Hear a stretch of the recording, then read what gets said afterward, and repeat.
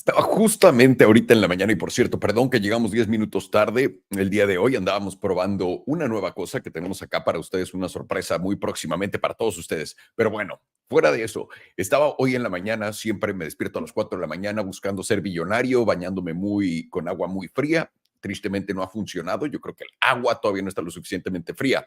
Pero en lo que estaba en X dándome una vuelta, estaba viendo, no sé si vieron ayer, pero McDonald's cayó 10% después de que cerraron el mercado. La razón por la que pasó eso fue porque pues McDonald's tuvo un brote de E. coli, no sé cómo se dice en español, de E. coli, y todo el mundo estaba friqueándose.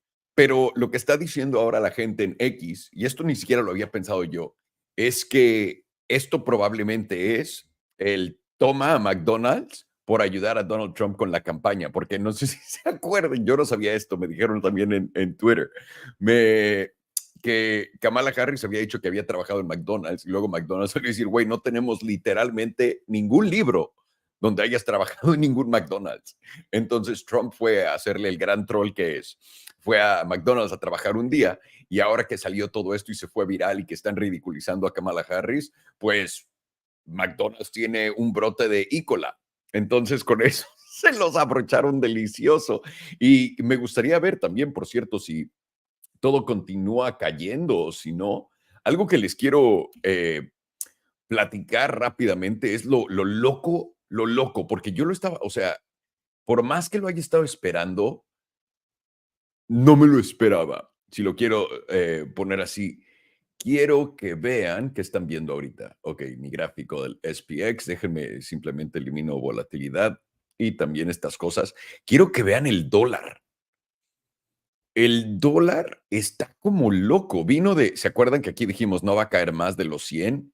Y nos venimos hasta acá los 104. Lo que parece obvio es esta región, porque vean cómo tiene toda esta, eh, básicamente hasta acá te puedes ir a este pico y puedes poner una línea y puedes darte cuenta que el siguiente objetivo del dólar está por ahí de los 105.7. Las últimas veces que esto pasó, cuando tuviste un rally del dólar tan fuerte, fue literalmente cuando el mercado hizo tope en el 2023 y hasta finales de septiembre del 2023 que cayó. ¿Cuál era la otra? En diciembre también, diciembre, abril, y ahorita otra vez, pero el mercado está subiendo como loco. Entonces estoy como perdido un poco en qué mierda se está pasando con el mundo. Porque vean, volteamos a ver el oro está altos históricos, cabrón. O sea, llegó literalmente a 2.761, muy por arriba de expectativas. Entonces, el oro te dice, van a devaluar tu dinero. El petróleo te está diciendo, número uno, que están completamente arreglando esto simplemente por las elecciones. Dos, el petróleo te está diciendo que va a haber una gran crisis. Y luego nos vamos a los bonos. Los bonos me están absolutamente violando con mi predicción, aunque yo creo que vamos a encontrar techo aquí en los 4.3%. No tienen por qué seguir subiendo los bonos americanos. No tienen por qué. No tienen por qué. Lo único que estamos viendo es la diferencia, en mi opinión, de que el Banco Central Europeo y todos los demás bancos empezaron a bajar tipos mucho antes que nosotros y el dólar se está fortaleciendo por ello. También luego volteamos a ver el peso dólar, hoy reventando, estamos empujando esos 20 pesitos por dólar y nos interesa muchísimo poder romperla para allá. Pero bueno, sin más ni más, vamos a los buenos de la tabla. Tenemos a Alex y a Farhan acá para poder ponerles a todos ustedes ahora sí que la fotografía enfrente, díganos qué quieren ver y vamos a empezar esta sesión del Casino del Tío Salo y como ustedes saben, platicamos en inglés, se las traduzco a español para que tengan el análisis contendente y pertinente. Así que vámonos al baile. All right, Farhan. Good morning. How you doing? Good, how are you? Pretty good, pretty good. I actually got a good amount of sleep last night, so I'm feeling great. Wow. How is that even possible? Yo, what up, boys? I don't know. The stars all aligned, and I actually slept like 8 or 9 hours. That's insane. That never happens. Alex, how are you? I'm doing well. Trying to get everything set up here. I think you guys can see me well, right? Yeah. All right. Yeah. No, Beautiful shirt, if I may add. Oh, thank you. Appreciate that. Mine kind I'm of sorry. sucks. Well, Mine is a cartoon. that's pretty good. Naruto. That's pretty good. I like that. I just have a black T-shirt. That's what I slept on, and I'm not ashamed of it. Fresh haircut, though. Also, yeah. Hey, I this is mean, what I slept in. That's what I'm saying.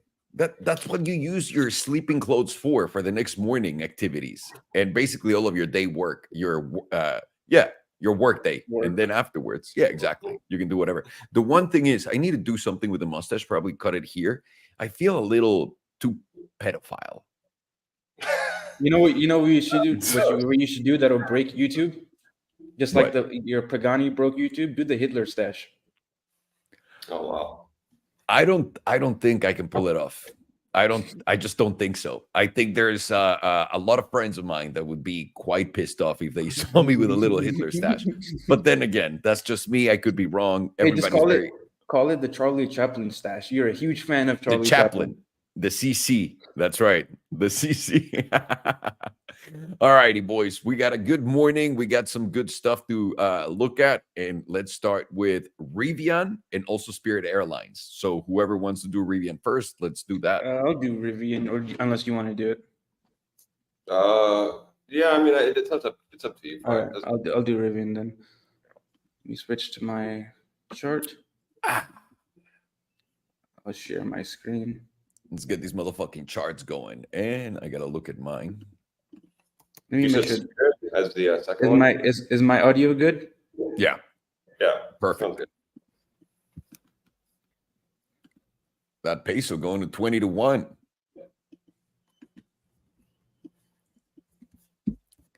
Whatever's happening is happening. With the dollar, yields going up, gold going up. Like, none of this shit makes sense. One of these is... You guys see silver. Yeah. One of these things is going to turn around like violently at some point. We'll see which one it is. Here we go. That's Rivian. Yes, Let sir. me just put it on the screen. There you go. All right, so we're going to start with Rivian on the weekly. So right now on the weekly, we are bouncing at the bottom 38.2%, and we get a close is going to be in about 2 days and 7 hours. So as long as we're closing like this, we have a statistical probability of going up towards the median. And right now the median is at $11.54. If we get any type of close over this median on the weekly, $11.54, we get another statistical probability of 61.8% of going up to this top 38.2%, which right now is at $13.56. And if we look at our HPDR momentum, right now that is flipping up, and it's rejecting from getting into the bearish control zone. And also volatility is going down. So whenever you have this setup, this is a statistical probability of testing the median, which is that $11.54 area. And if we do test the median and we close above it, at that point, volatility is going to start ticking up. And this is where you would look for volatility to flip back up when it's right at the moving average. So if it is able to flip up here, this is where it would flip up by the book. And then you'd have the probability of coming up to test this 61.8%, which lines up with the test of this 55 EMA. And this 55 has been basically where we've dumped every single time that we tested it. Tested it here, ended up dumping, tested it there, ended up dumping there, dumped. So if we can close over this 55, there would be a change of structure that we've had ever since basically Ever. Yeah, because the 55 EMA started populating right here. So we have not even closed above the 55. So if we can close above the 55, then I would say there's a change of structure, and we probably have to reevaluate there. But until then, it would just be another retest of the 61.8, retest of this 55, and then I would expect the trend to continue and it to end up rolling over from there. 5 days telling us the exact same thing, where the HPDR momentum is flipped up, while volatility is flipping down, and we're bouncing at 38.2%. Right now, 2 days telling us something a little bit different, because we already closed above the median on the 2 day. So our next probability is going to be that 61.8%, which is a retest of this 21 EMA. So just like the weekly, we had the 55 EMA acting as resistance, the 21 has been acting as resistance this entire time. And we have a silver cross to the downside. So we will expect the 21 to be resistance. So if we can close over the 61.8%, that would be reclaiming the 21 EMA. And that would be a change in market structure. And we're very likely coming up to test this top meme line somewhere around $16. And what our HPDR momentum is telling us is that momentum is flipped up. It's flipped into the positive territory now. At this point, it's basing off of this red moving average, and now volatility is starting to tick up as well. And volatility is over the moving average. So that also supports the idea that we would go up to that 61.8% and 21 EMA. Check the daily. Daily is also close. I'm sorry? Volatility in the daily was interesting. Last time I checked, it's being muted. Right now, it's expanding on the daily as well. It's expanding pretty well. It's over the moving average, and it's about to get into the bullish, the neutral zone, and then the bullish control zone. So volatility looks really good on the daily. Nice. While HBR momentum is solidly up as well into the positive. So as long as we're above this median, we have that with volatility up, we have a statistical probability of coming to test that 61.8%, which right now is at $11.24. And it's always also right where this breakdown area happened. So if we are able to close above that, then we have a probability of going towards the next breakdown area, which is somewhere around this 200 SMA to up to around like $13 area.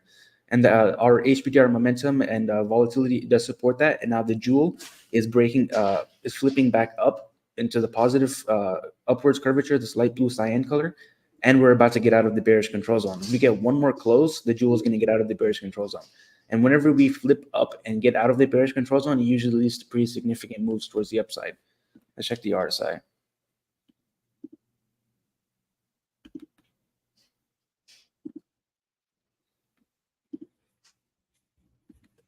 Ding. At least you come with the sound now. Had to do it to him. Oh my God, this cat is on the table. Bad kitty. As long as it's still not crapping on you. Oh, he hasn't done that in a minute, thankfully. Yeah, it doesn't. I don't think he feels sick anymore. Yeah, now the parasite or the tapeworm is gone. Whatever worm he had. Mexican worm, let's call it that. The one you find in the tequila. Does that shit even make you more drunk? Like how people say it fucks you up? No. It's just a gimmick. All right, so on the weekly, we are at the bearish critical zone. To get out of the bearish critical zone, we would have to close over $10.77. And even if we were to go towards that top breakdown area at $13, we would still be within the bearish control zone. We have to close over $13.66 to get out of the bearish control zone. So even the most bullish scenario I can think of right now, we would still be within the bearish control zone on the weekly.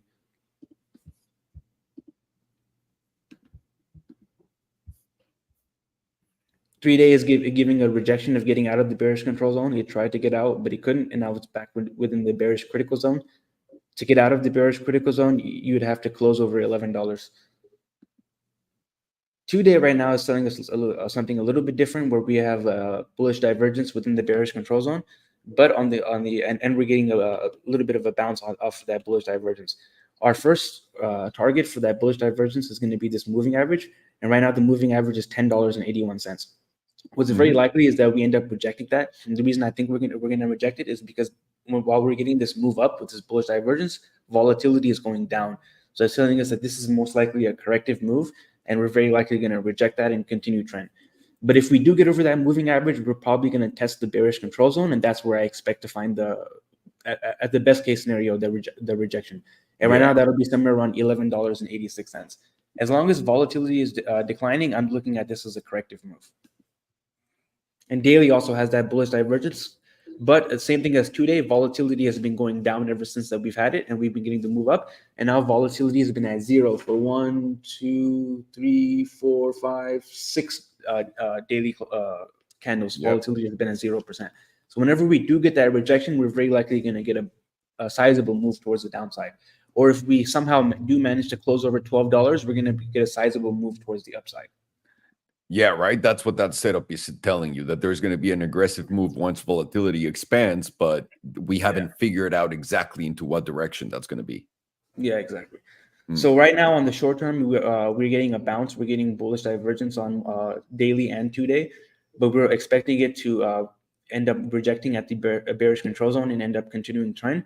If we do manage to get out of the bearish control zone, then we're going to get volatility expansion to the upside, and we should see somewhere around $13. If we close over $14 though, we're expecting somewhere around $20. Nice. Where's Very, my mouse? very nice and clear. Very nice and clear, sir. Thank you. So we got Rivian, Spirit Airlines, and then Mr. Chapo's asking for Bitcoin. So right after, we'll jump into Bitcoin. Joaquin, I thought you were in prison. Oh, this is a different Chapo. This is Mr. Chapo GG. It's a different one. Yeah, I'll show you the differences later between all Chapos.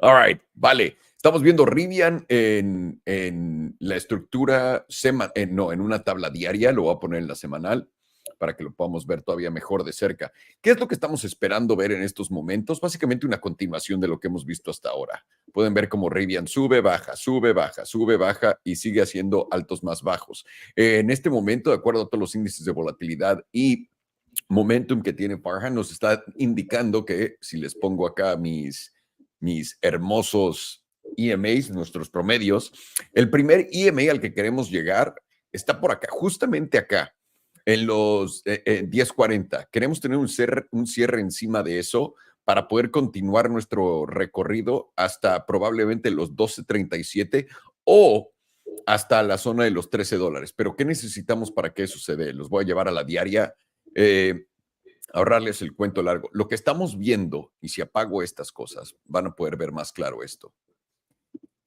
Más o menos, no tal cual, pero esto es lo que estoy esperando el movimiento. Acá, que crea todo el mundo que ya va a subir como loco a los 13.20 y tantos y de continuación hacia abajo. Ahora, puede que esto de continuación hacia arriba, si es que rompes justamente esta línea amarilla en los 13.30. Si rompes en los 13.30 y tienes un cierre semanal arriba de esto, la cosa empieza a apuntar muy, muy, muy para arriba comparado con antes y eso cambiará la estructura del juego. Pero por ahora, por la volatilidad, que es lo que estamos viendo y sobre todo en la diaria, perfecto, no va a popular mi volatilidad, excelente. No, perfecto. Hijo de tu... no, perdón, es que tengo estas madres. Ok, aquí lo que pueden ver es volatilidad cuando está en azul, quiere decir que está completamente disminuyendo y ha habido cero, estamos en 0%. ¿Qué te dice esto? Que muy probablemente lo que estás viendo ahorita es un movimiento correctivo en corta temporalidad. Puedes ver que el precio está encima del promedio de las 9, está cotizando en 10.47. Lo primero y el primer objetivo que estamos intentando buscar son los 10.77, que coincide con el promedio de las 21. Esperamos que el movimiento de Rivian sea más o menos correctivo así y que aquí la volatilidad empiece a expander. Y si la volatilidad empieza a expander a la alza, cuando el precio va para abajo, eso quiere decir que el precio va a caer con mucha fuerza aún más. Pero del otro lado existe la posibilidad de que esto se dé la vuelta, que logres trepar los objetivos que decimos, romper resistencias importantes, volatilidad expande y eso expandiría con una explosión a la alza. Eso también puede darse. Lo que nosotros favorecemos más es el escenario donde literalmente venimos, corregimos probablemente hasta el promedio de las 55 por acá de los $12 y de ahí tomamos un elevador para abajo. Eso es lo que estamos viendo de acuerdo a estadísticas y probabilidades en volatilidad y momentum del precio de Rivian. Así que atención por ahí, puede haber tantito rally acá y pueden ver también que ha respetado bastante bien esto, lo que nos haría pensar que tal vez sí, este pudo haber sido el fondo de Rivian, pero lo deja en duda. Simplemente tener la volatilidad una vez más tan baja y que está a punto de crear un movimiento expansivo en lo que está haciendo una corrección para arriba, se ve más bajista que alcista, pero ahora lo veremos. All righty, vámonos a Spirit Airlines. ¿Cómo de que no? Nice. Hit me. So, yeah, I'm watching Spirit now. It's not looking the best. It is getting a bounce though. So the question is, where will bulls take this before it gets rejected? The first area I'm watching for essentially is that $3 area. In this range that, we've been in for basically all year. I'm essentially watching this $3 zone, which is lining up nicely with this essentially with wick low bounce that we had back in May, which is also lining up with that EMA 5. For me, I think that this will be an area of interest for bulls to basically reclaim.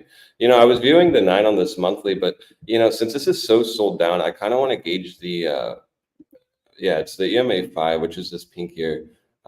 Especially on the monthly, I think it's important because this is closing in 8 days. So if Spirit Airline can essentially reclaim this area, which is sitting right around that $3.16, then to me this would look pretty good, especially with potentially the hammerhead it's forming on the monthly. But before that, we have to really gauge this major resistance. We had a massive breakdown from that zone, and then we've just kind of been slow bleeding under it. This would be the first time we're basically hitting it since breaking down basically all year. So that is a big area for the chart, which also solidifies the reclaim.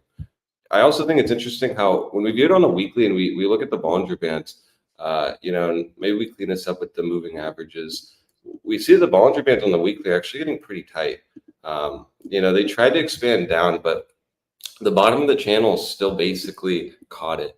So ideally what we're seeing here is we're seeing these starting to really, get tight and pinch while price is kind of grinding up and actually potentially reclaiming some levels. I thought that was quite interesting because, usually when you see a weekly Bollinger Band pinch, it doesn't mean they have to expand right away, but generally, especially in this zone here that we're now in this kind of range from basically $2.67 all the way to $4 is going to be pretty important for Spirit Airline. Especially with what we see with the reclaim of the potential monthly 5. So this chart's looking pretty good. It's looking constructive overall. I just kind of want to see where it comes in on these closures, because we can't disregard the resistance zone that we just mentioned right around that $3 zone. Which is giving me kind of other resistance in other time frames, right? We have the weekly 21 currently right around that area, along with that daily 100. We're currently at it now. And I think the daily kind of represents this nicely. We see basically that 34 has been a major rejection point all year. We've now flipped that, reclaimed it, and even expanded off of it.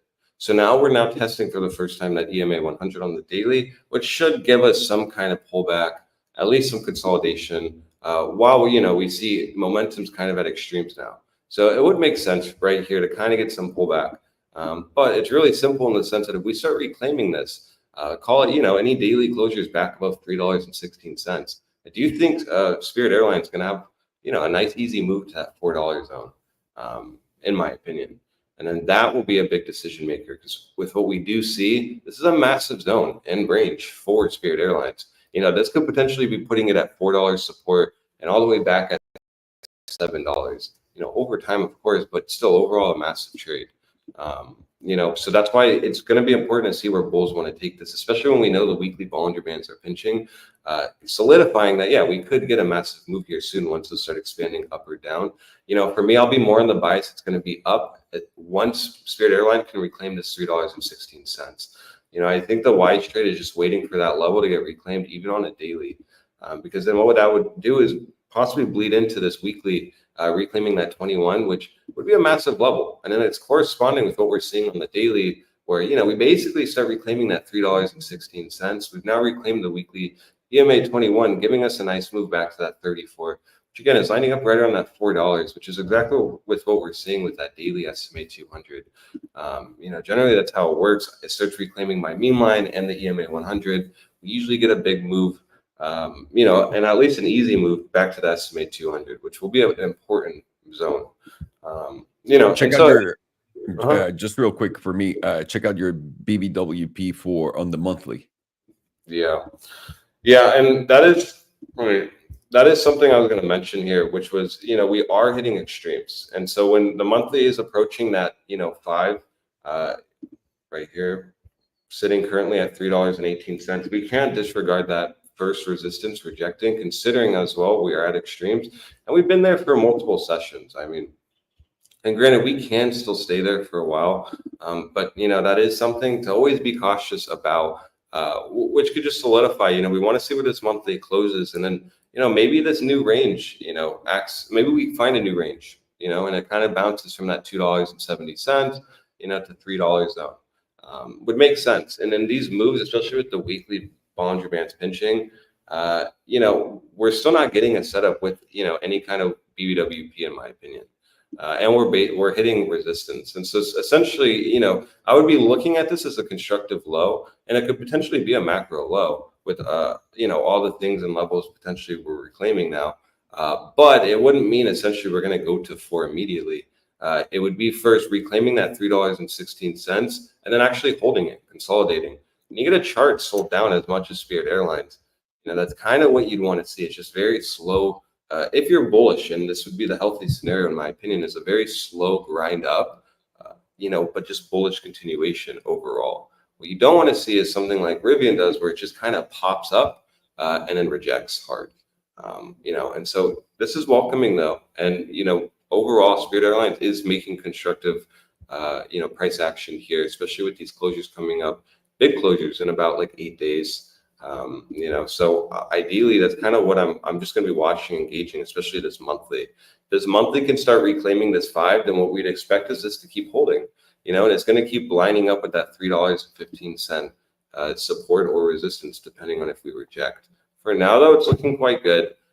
We just kind of want to watch very closely, especially this daily resistance. That's why I think watching the daily will make it easier, because this will kind of gauge it. But as long as we're kind of at extremes here, you should be expecting bullishness, at least just consolidation above the 100, in my opinion. If we can just consolidate above the 100, this can start resetting, and then potentially we can start gearing up for a move higher to that $4 zone. But if you're bearish, this is the spot you'd expect to reject.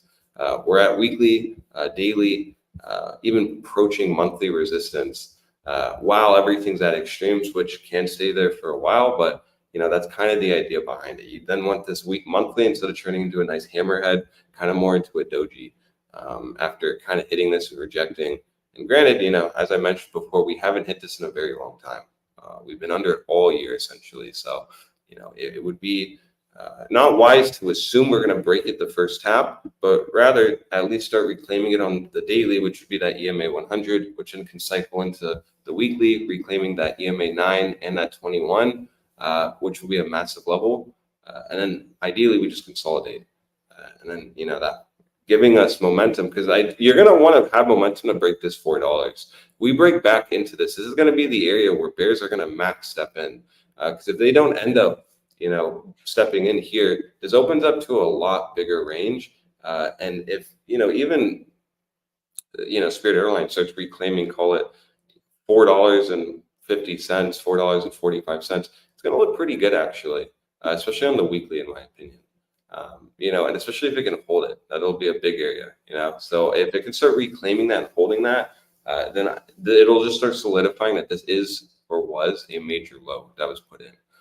But until then, I'm not really playing resistance here. I'm more waiting, and I want to see how this daily shapes up and kind of where it closes. And if we can actually get like 2-3 candle closures above this EMA 100, ideally it leads into this $3.15, $3.16 range, getting back and reclaimed. And then that'll be my confirmation to at least targeting this estimated 200 at $4. There will be a big decision maker. And ideally, if you take a trade from this zone, you just want to have aggressive stops. Any loss of this area, you just want to cut on a daily closure. But you'd ideally target this $4 zone, which, would be a nice trade from reclaim. It still would be a 30%, obviously not in one candle, but, big moves from the zone happen, nice taps. This only took a few days.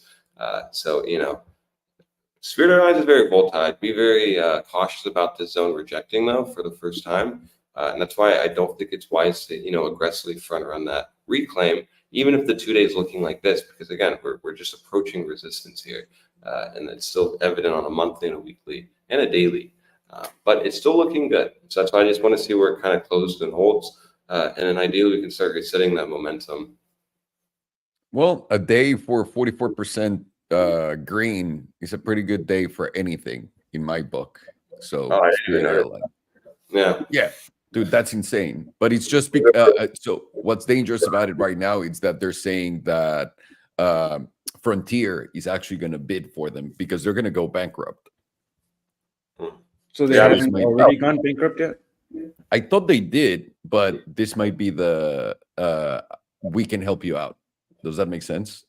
Well, I mean, yeah, I didn't even realize it was up 43%, which is hilarious. And that just shows how much this is sold down. Because it's really not Yeah. evident on the chart. It looks like Usually the bankrupt companies do bounce a lot because people short into them. Well, yeah. So, I mean, if that's the case, and this is all just kind of like news driven from that, I would really be cautious of that resistance we're going into. That $3 resistance is going to be a massive resistance zone, right at $3.15.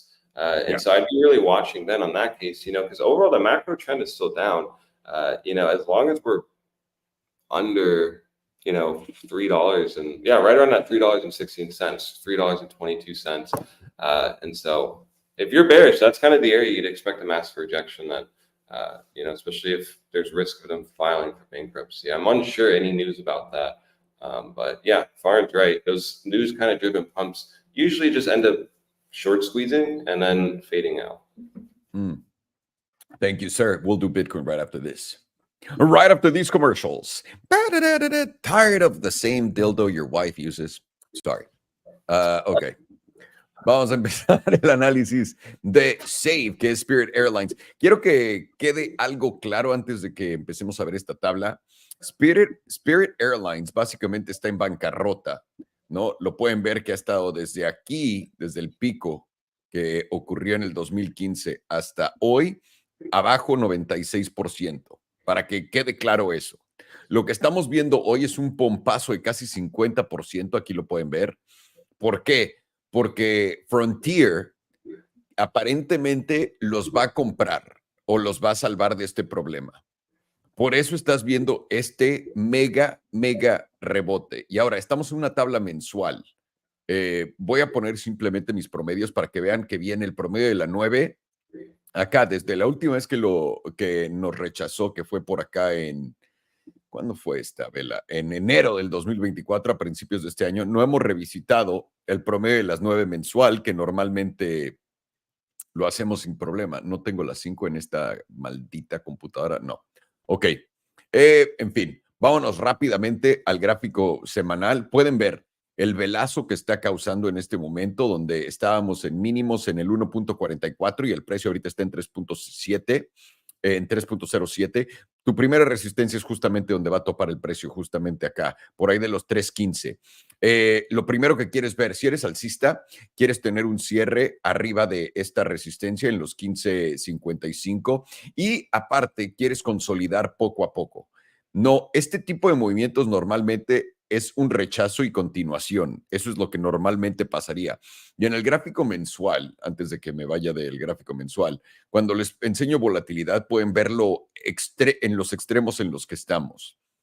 Entonces, atención por ahí, vamos a verlo en la semanal, nada que ver.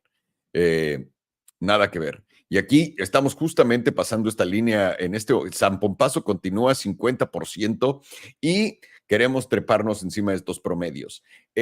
Lo que sí creemos es que probablemente el precio pueda venir hasta esta línea donde hay confluencia con el promedio de las 34 en el 405. ¿Por qué?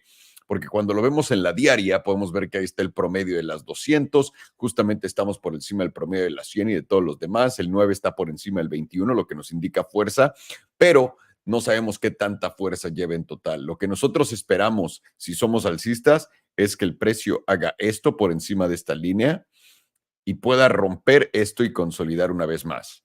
Si somos bajistas, ¿qué estamos esperando? Un pullback. Lo vaya a hacer aquí, tal cual como lo está haciendo el precio el día de hoy en la diaria. Perdón. En la diaria, ¿ya vieron? Ahí vino y ahí tuvo el rechazo perfecto del librito, que es justo lo que acabamos de hablar. Pero puede que aquí tengas tu oportunidad de short o tu segunda oportunidad de short venga por acá en los 405, si eres bajista. Si eres alcista, simplemente quieres retomar el nivel de los 315, tener cierres por encima, consolidar y empezar poco a poco a moverte a los $4. Y ahí lo tienen, dependiendo de cómo lo vean. Nosotros favorecemos más un movimiento correctivo que va a ser rechazado y va a tener un bajón, pero no sabemos cuándo sea. Así que atentos a ello y aquí tienen todos sus niveles para jugarla de los dos lados. Vámonos a Bitcoin. Who's starting this shit off? I will start it off. I got my chart up. What I hate about this laptop is that sometimes I lose the mouse because it's white and the background is white. Oh. brilliant. Then I feel like a retard, not able to find the mouse cursor. Well, you need to change your background. Is there a way to set in the browser to like dark mode? Yeah, my browsers are in dark mode. You gotta look into Well, that. hang on. Do you have a PC or a Mac? I'm using a PC right now. Oh my god. Oh my god. Bill Gates would be proud of you. Yep. Well, he's vaccinating young kids in Africa. Injecting his microchips in me. Bill Gates putting a microchip in me? No, thank you. Elon Musk putting a microchip in me? Sign me. Yes, the fuck up. please. Yes, please. It's not even that micro, the one from Elon. The second generation of Neuralink, I'm gonna get that shit. Oh fuck yeah! Not the first. That's First one they can handle all the bugs in the prototypes. I agree. Imagine just being at dinner and just going like bugging out, and then they have to reset you. You got to go in for service next month so they can reset your hardware. What if the reset is a thumb up your ass for 10 seconds? Fuck. That's what it's probably be. Ready. So on the weekly right now, we're getting basically a front run of this top 38.2%. We didn't quite hit it, and we rejected right at this meme line, which is the 2021 closing highs. And now we're getting a move down. The first logical bounce area that we would have would be this 5 EMA on the weekly, which is 65,309. We have not hit that yet. So until we hit that, we can't say for certain that the local bottom is in. The way to say that the local bottom would be in, aside from hitting that, is that we'd want to get a close over this candle's open, which is right now. Let me move this down. Does anybody know how to make this shit disappear? This is very annoying. Maybe double click it. No. Oh shit! There we go. I'm retarded. I should have right-clicked it. But to get a local bottom, we'd have to close over 62,870. No, my bad. The close. I'm retarded. We have to close over 69,020. Very nice number. If we get a close over 69,020, then even if we didn't hit this 5 EMA, I'd say that'd be enough for a local bottom, and we're very likely going to the 50%, which is currently 75,235. But until we close over 69,020, we're more likely to come down and hit 65,000 than we are to go to 70,000. And if that 65,000 area doesn't hold, then from there we're probably going to come down to test this 21 EMA, which is currently sitting at about 63,000. And if we look at the weekly HPDR momentum, that is still currently pointed towards the upside. So that goes in favor of us bouncing somewhere around the 5 EMA or even from here, while volatility is going sideways. So volatility is not really doing anything at this moment, which would be a corrective. And as of this moment, we are getting a corrective candle. The jewel is still has upwards curvature. It's entering the bullish control zone currently, and now it's crossing over the pink as well. So that gives another point in favor of the either the bottom currently being in or bouncing at the 5 EMA. The 5-day is fully resetting on both momentum and volatility. So from here, we get an idea of which direction volatility is going to expand, whether momentum goes into the negative or whether it flips back up from here into the positive. The jewel right now is in favor of it flipping into the positive, as it's curved into the cyan light blue upwards, and it's above the yellow and the pink, and it's within the bullish control zone currently. And now the 5-day is currently at the median as well. That gives a lot more in favor of expansion towards the upside. 2-day HPDR momentum is pointed up, and it's at the moving average currently, and it's bouncing off of the moving average, while volatility is pointed upwards as well now, and now it's above the moving average too. And the 2-day jewel is well within the bullish control zone, bouncing off the yellow, and it's currently above the yellow and the pink. While 2-day is currently bouncing off of the top 38.2%, while after closing above it. But here's where we would expect to find support if Bitcoin is very not very bullish, but if it's more bullish than it is bearish. And as long as we keep bouncing off of this 38.2%, then we have a statistical probability of going to the 61.8%. And that one is just over $70,000 right now. It's at like 70,700.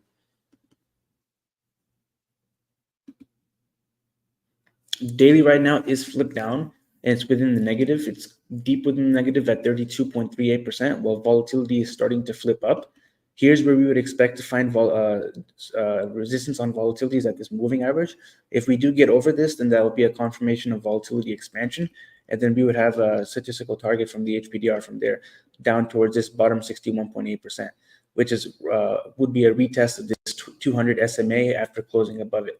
And that would be somewhere around $63,000, 63 to 63.5. And the jewel right now is flipping down, and it's giving this dark blue sell, and it's rejecting the bullish critical zone. So here around this pink is where we would expect to find support for this jewel and start to see it flip back up from there and then enter the bullish critical zone. And that would be a bounce somewhere around this area. Because if we were to come down, the jewel would continue downwards in this dark blue, and it would drop below the pink, and then it would be a test of this bullish control zone. And then from there, we would expect price action to come down towards that 63 to 63.5. Let's check the momentum. So basically what you've said so far is we might go to 62.5, 63.5, or we might have just bottomed out here at 65,500 and then gone up, right? Yeah, but I don't see it really going much below 63. Yeah.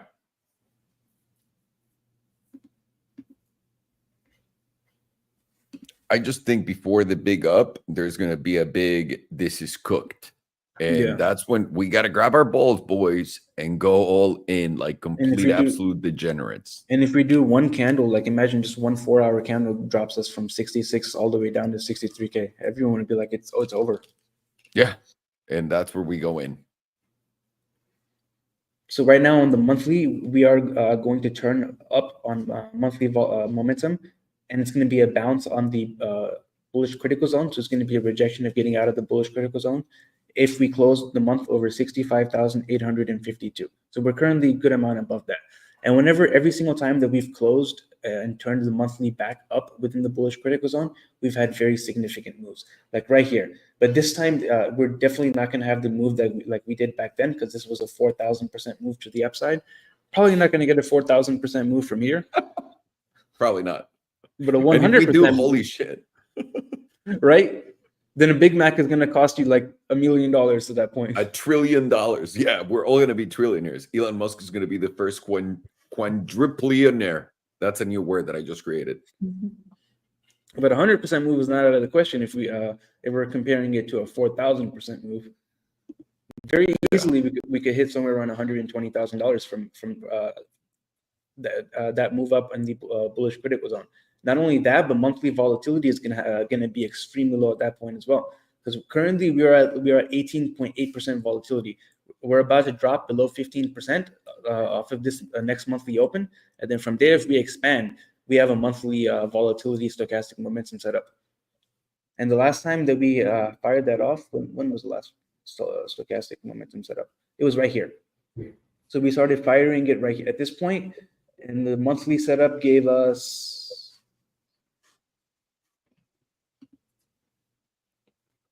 a 196% move to the upside the last time it fired off.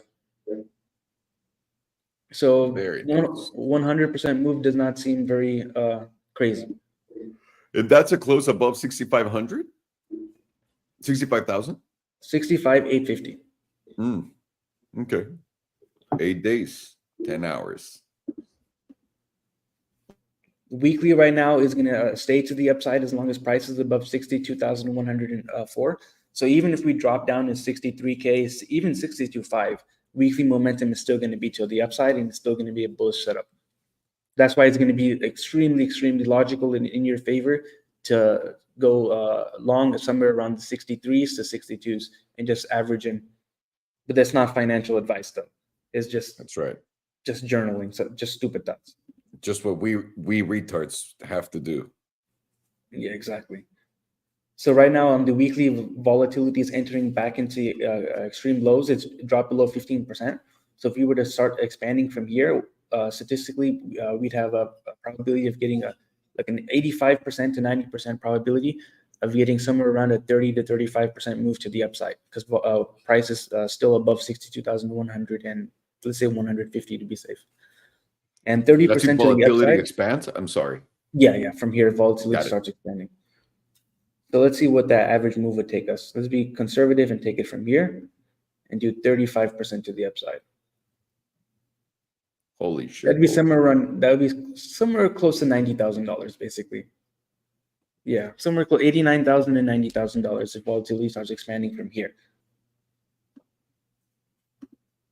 5 day, let's see, 5 days volatility is expanding. It's expanding from 15%, below 15% at like 11%, and now it's at 40%. So that's a confirmed volatility expansion. And 5 days is going to be pointed up as long as price is above 63,219. And 5 day also has this 85% chance of a 30% move or 35% move on average to the upside. So let's draw that from here. 30% takes us to about $86,000. And 35% takes us to about $89,000. So that $89,000 number came back up again.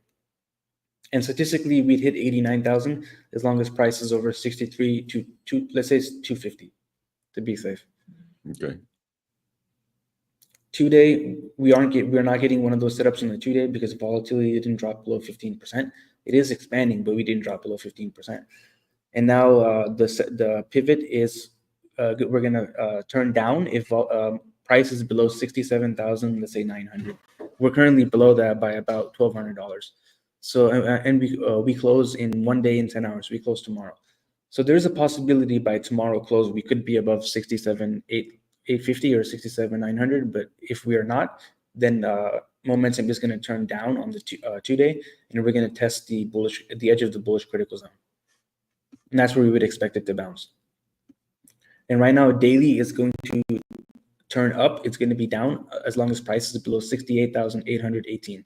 So that gives us more in the favor of price continuing to the downside on the daily, on the short terms. And volatility is currently resetting as well. So that's telling us that whatever move down we're getting right now is going to be a corrective move, and we should be looking for a bounce somewhere at the bullish critical zone. So if on the short term, it's giving me a little bit of a bearish signal, and volatility is telling me that move down that we get is going to be corrective, and we should be looking for a bounce if we do continue downside somewhere around 63, 63.5. And then the higher terms time frames are still signifying bullishness to me, and it's going to be bullish as long as in my system, as long as we're above 62,000 basically. And then from there, I'm expecting expansion on the 5 day and the weekly to hit somewhere close to $89,000 to $90,000. Oh, and I should also bring up Tether dominance too. So we know if the price can stay above 62, it's probably going to go to 60,900 or 61,000 to fuck with everyone, and then going to go up. Just so that we can all be like, nah, dude, this is cooked. We went way below where we thought it was going to go, and then it's going to fuck us right in the ass like a Diddy party. Because it doesn't matter where it goes, it just matters where it closes. So we could go all the way down at 60K and then close over 62. Yeah. And that would be a very Bitcoin-like move. Maybe you go down to 59K and close over 62. I'm bidding anything that goes down now. We're going for it, boys. So on Tether dominance, we're going to be up on the monthly momentum as long as the percentage is over 4.69%. Very nice. We're currently at 5.34%. We have 8 days and 10 hours. So if we do get a breakout on Bitcoin within this end of this month, and we lose this 9 EMA, if we lose a 9 EMA on Tether dominance, we're very likely going to get a pretty solid dump towards this 55. And right now that is just under 5%, like right under 4.something%. And if we can't hold that and we continue the dump, then we're going to go down towards this mean line right here, which is at 4.49%. And that is what will turn monthly momentum towards the downside. Not only will monthly momentum turn down, but it's going to project getting out of the bearish control zone as well, which will give us a very solid dump from there too. So we have to watch for this monthly closure to see whether Tether dominance is going to dump and break this low or not. And this low is currently at 3.79%. And if we break that, then we're going to get a very significant move towards the upside on Bitcoin. The weekly is going to continue towards the downside as long as it's below 5.66%. We are getting a little bit of a bounce on the weekly, but we are rejecting this 200 SMA. This 200 SMA, which was once like, let's see, it's a downside. We haven't tested it ever since, how long ago? We've literally never tested it, actually. We've never tested the 200 SMA on the weekly on Tether dominance. And then we smashed right through it, and it's been resistance ever since. We found it as support right here. Now it's support turned resistance. And as long as we're below this 200 SMA, it's bearish on the weekly. And we're very likely going to continue this momentum move to the downside.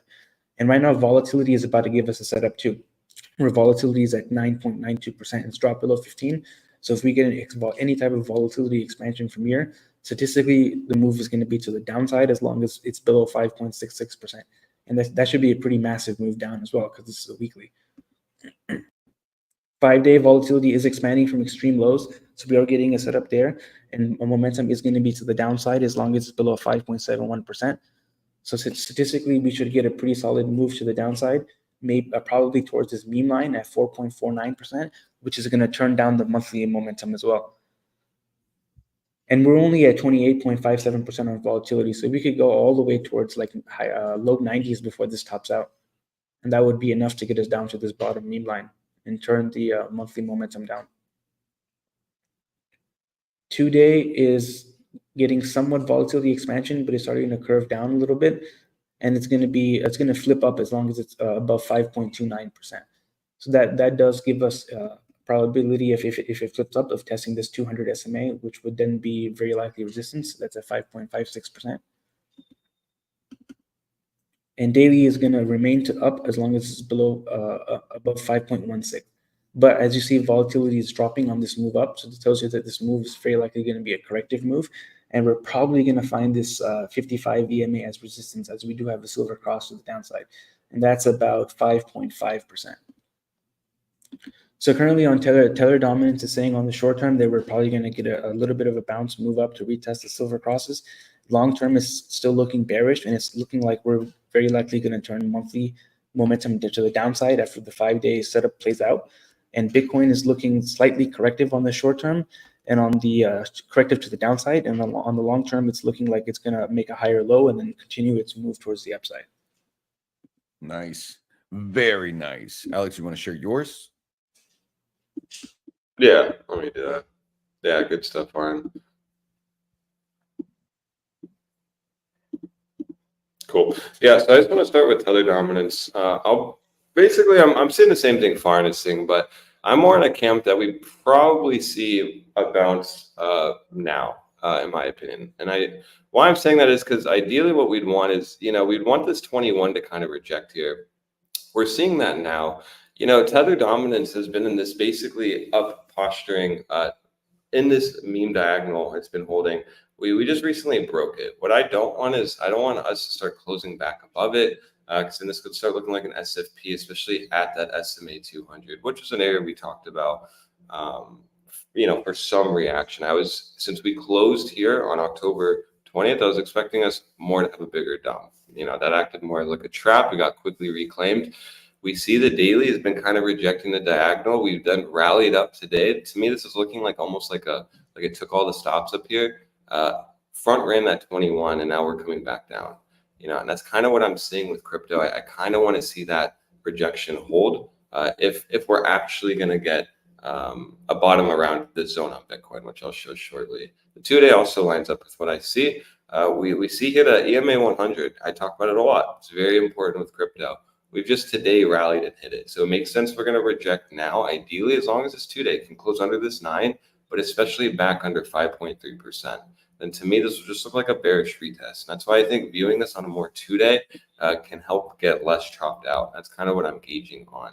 But the daily did hit resistance as well on the 21, while also it has a silver cross to the downside on Tether dominance. So we would expect technically this 21 to reject, since this 9 technically is now, it went above. We expect this 21 to reject.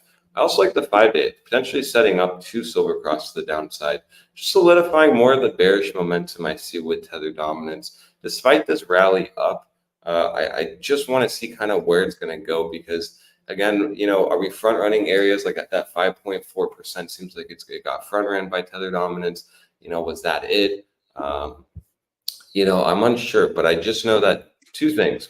This diagonal is pretty important, and that's just simply what price has been telling us.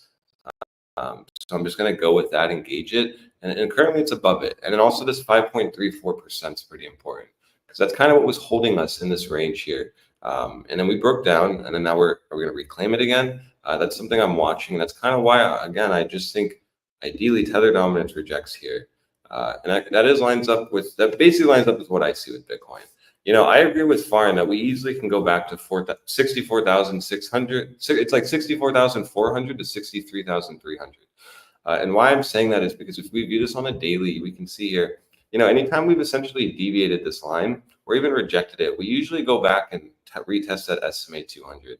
The difference here is it's a lot farther from price. It's a lot farther than each and every time it's rallied up and rejected. It's basically only been a few, $1,000, like $2,000 away. It was pretty steadily away from 69K all the way to 63.3. And so that's why this area to me is going to act as support. It makes a lot of sense. And this could be a new range I was mentioning on our Discord. Bitcoin loves ranges. It's very evident that it just loves to always range trade. And this is kind of all the data we have from this point. We rallied up, we rejected. Unfortunately, the back test didn't hold at 65.6. That then led us to retest that SMA 200. So I was more in the camp we were going to test that SMA 200, before anything. But as long as the 65.6 holds, this is the area we kind of want to see a bounce from bulls. Lines up with that daily 21. But also, if we go and view the weekly, and this is also why if we do get a bigger dump, I'm more going to be bullish on it and viewing that as an opportunity, assuming the 65.6 doesn't hold. And that's just simply because of where the weekly is in the 2-week. This entire range, we have to look at it, what it's given us. We rally up, we reject. This red candle always goes and tests that 9 each and every time. But the difference is it doesn't hold it. We see it deviated it here, it lost it here, it also lost it here. It back tested it, so now it's support, we got expansion. So if we start losing the zone, it's going to be the first mega bounce zone I'm going to be looking for, which again lines up with right around foreign zone at 64,100. And I do believe the 2-week is right around that range as well. 64,000. This is telling me that this is going to be pretty important. It's kind of where bulls want to see a big bounce, not just like a slows down and kind of breathes. Now, like we kind of want to see it leave a wick, kind of like this. It went all the way down, hit the 21, and then bounce. It's kind of what I'd want to see if we got a bigger bounce. But I'm still in the camp that we easily could get a bounce here, simply just based off that 2-day silver cross retest that we just got. That is something, again, that it was something we were mentioning on the Discord where we're probably going to reject since we lost this 2021 market cycle high. It's just been a massive zone for Bitcoin. This is kind of where everyone should be eyeing this once we get big rallies up, because this is a big decision maker for Bitcoin. If we go all the way back, this was just like the first zone we mega rejected before the bear market. So it makes sense we're getting a lot of congestion here.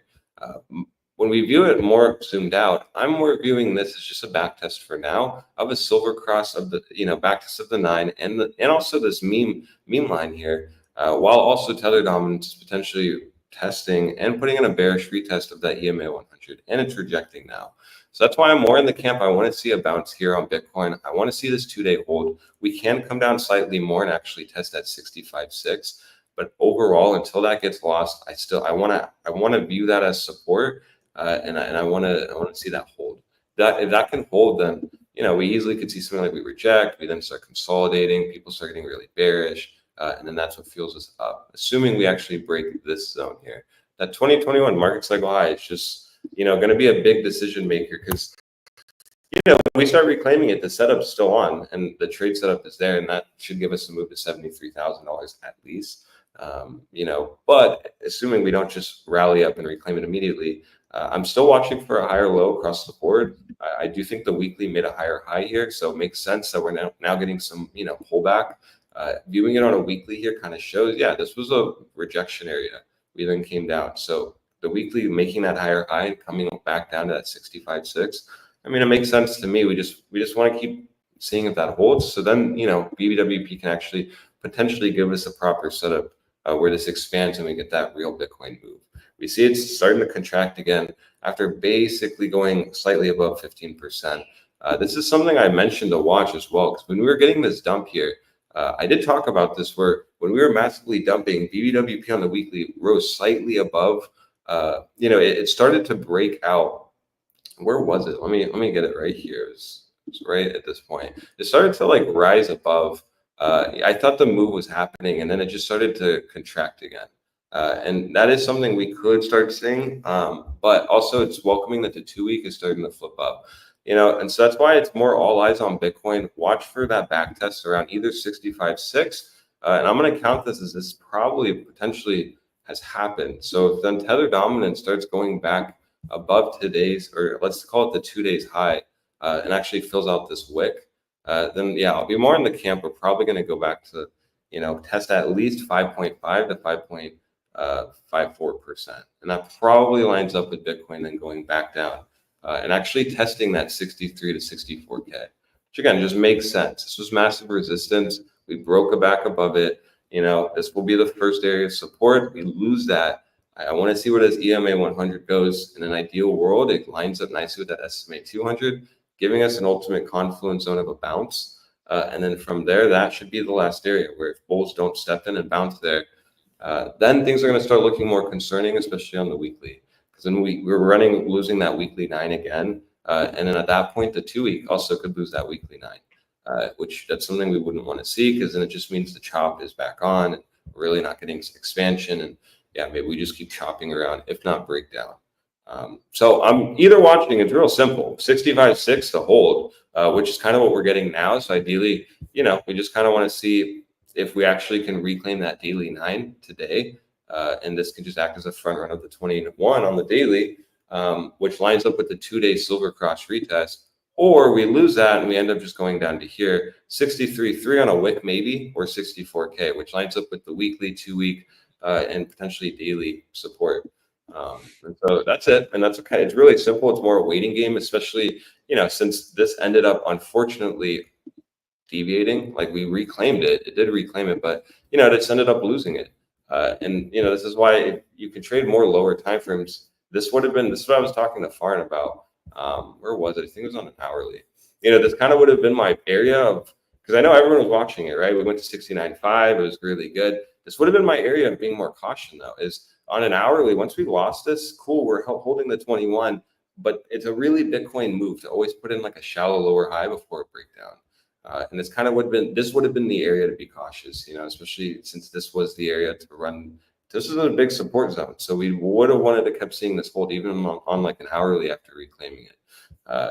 That's kind of what got us the weakness. Makes sense, though. We should be on higher low watch with that weekly higher high. The question is now, can, Bitcoin get a bounce before 65.6? Are we just going to keep rejecting that hourly EMA 100, which each rally we've got in this breakdown, after the breakdown essentially has been smacked back down? Or are we going to reclaim it? And then reclaiming on an hourly back above 67.7 to me would look pretty good to at least test back into this high zone. And so frankly, I'm more in the camp that we'll see a bounce. I'm still bullish. We didn't get the immediate reaction I wanted to, which is fine. That's just trading. And so I'm more bullish, and I'm more in the idea that the 65.6 is going to hold, and potentially that 63 to 64K is going to probably maybe act as like an area where bulls are going to want to wait and hold. But what if we just start bouncing from here? People even waiting to bid lower around the 64 are just going to be waiting and holding. And that's kind of what I see with my system with Tether dominance. I want this to start rejecting now. If this starts going higher, then we run the risk of it, reclaiming, this potentially, this entire breakdown that we had on the weekly, it just starts reclaiming it. Something we saw here on Bitcoin, where we basically reclaimed it on a weekly, and then that kind of was enough to make us break out. I don't want to see Tether dominance start reclaiming this breakdown. But just like Farn mentioned, we still are at resistance. And this, again, just kind of lines up with the idea of, this weekly estimate 200 should be strong resistance. So kind of already rallied to that point. Can bears start pushing us down? giving us a more sustained Bitcoin rally after backtesting that 2-day EMA 9. After everyone's kind of getting bearish now. I will say on a Sunday pump, I was a little disappointed in myself. I usually don't trust Sunday pumps. I kind of got lost in my own sauce on Sunday. No big deal. It's whatever. But everyone was pretty bullish on Sunday. And I kind of didn't notice that or didn't take that into a factor, which makes sense. The 69K is a big zone. Remember, this was the last zone we basically mega rejected before falling all the way down to 49K. And so it's just, is the zone going to hold, or are we going to go lower? And then breaking the 65.6 makes it harder, in my opinion, because we're just back into this range again. And so now you really have to hope that that weekly 9 holds. But until then, we have to look first at this being the first opportunity zone, which currently we're bouncing from now. So if we do bounce from this and we end up reclaiming that 69K, then I'm going to look at this as a massive bottom, another higher low. And then I do think we can go to 73,000 fairly fast, actually, leaving all the people waiting for that 63K dump to actually just buy higher. So that's kind of all I see, especially with Dixie going and hitting resistance. Risk on definitely could catch a bid. And it is welcoming as well. I forgot to mention this, to see Bitcoin dominance also still looking good and potentially has bottomed here, locally at least. You know, another higher low looks pretty clear. It's been catching higher lows on the 21 this whole time. It's looking pretty good. You know, we made it a low, another higher high. It's just another shallow higher low at the 9, even before the 21. It looks that way, especially with that 2-day hammer. So that's kind of what I see. We saw Bitcoin dominance look pretty bullish before Bitcoin started breaking out. And I'm seeing the same thing. Bitcoin's dominance is looking quite good now. You know, it's holding the 9 and basing off of it. Ideally, we just want to break this high and march up to that 59.7%. And I do think it's interesting to see the weekly giving a setup here. It's where, again, we're just seeing everything kind of shift and churn, and, you know, a big move is brewing. That's what we're seeing on Bitcoin's 2-week, Bitcoin's weekly. Big move is brewing, Bitcoin dominance also, and then CME too. You know, and so to me on CME, this is also the bounce zone. I've been talking about this channel for a while. You know, and we essentially broke out. We've then back tested it right at 65.5, 65.6.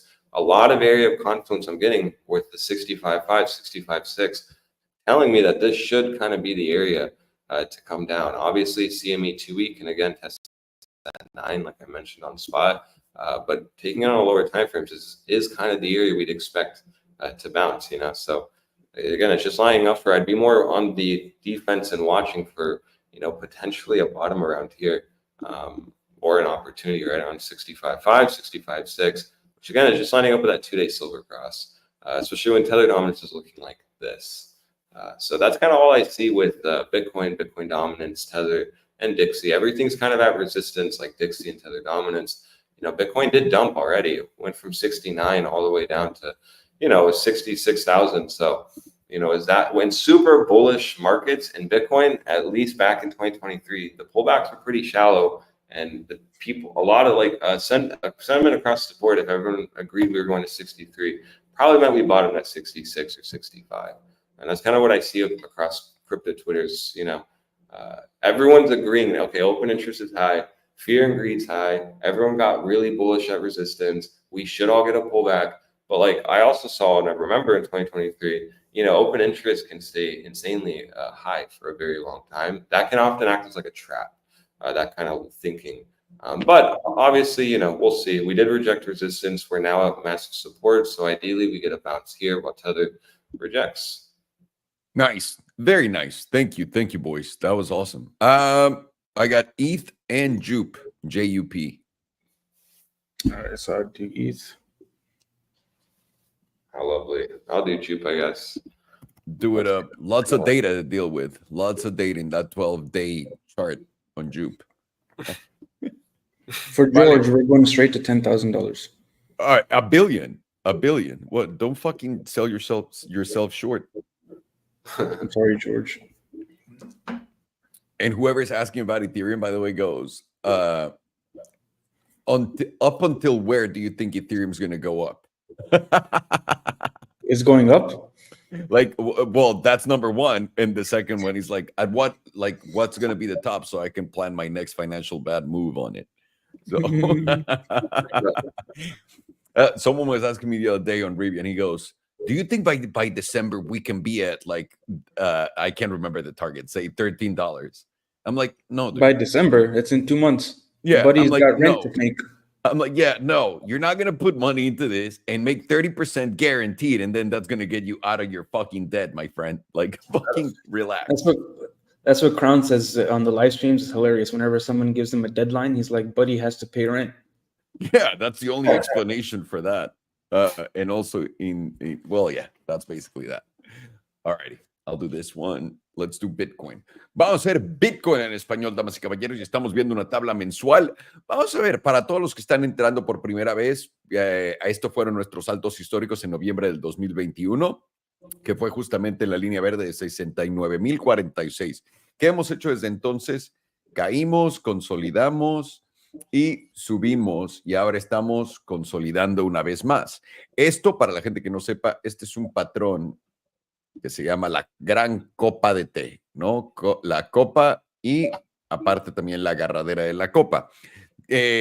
Esto normalmente te da a un movimiento alcista que continúa y lo puedes medir de la parte de hasta abajo hasta la parte de arriba donde está la resistencia. Y puedes poner esto donde vaya a romper a la alza, digamos acá, y pones allí tu objetivo y tu objetivo sería en los $123,000. Ahora, ¿esto se tiene que cumplir? Absolutamente no. Y sobre todo cuando ves un patrón que todo el mundo está viendo, se vuelve menos efectivo porque todo el mundo está apostando de acuerdo a él y el mercado lo sabe y quiere joderte.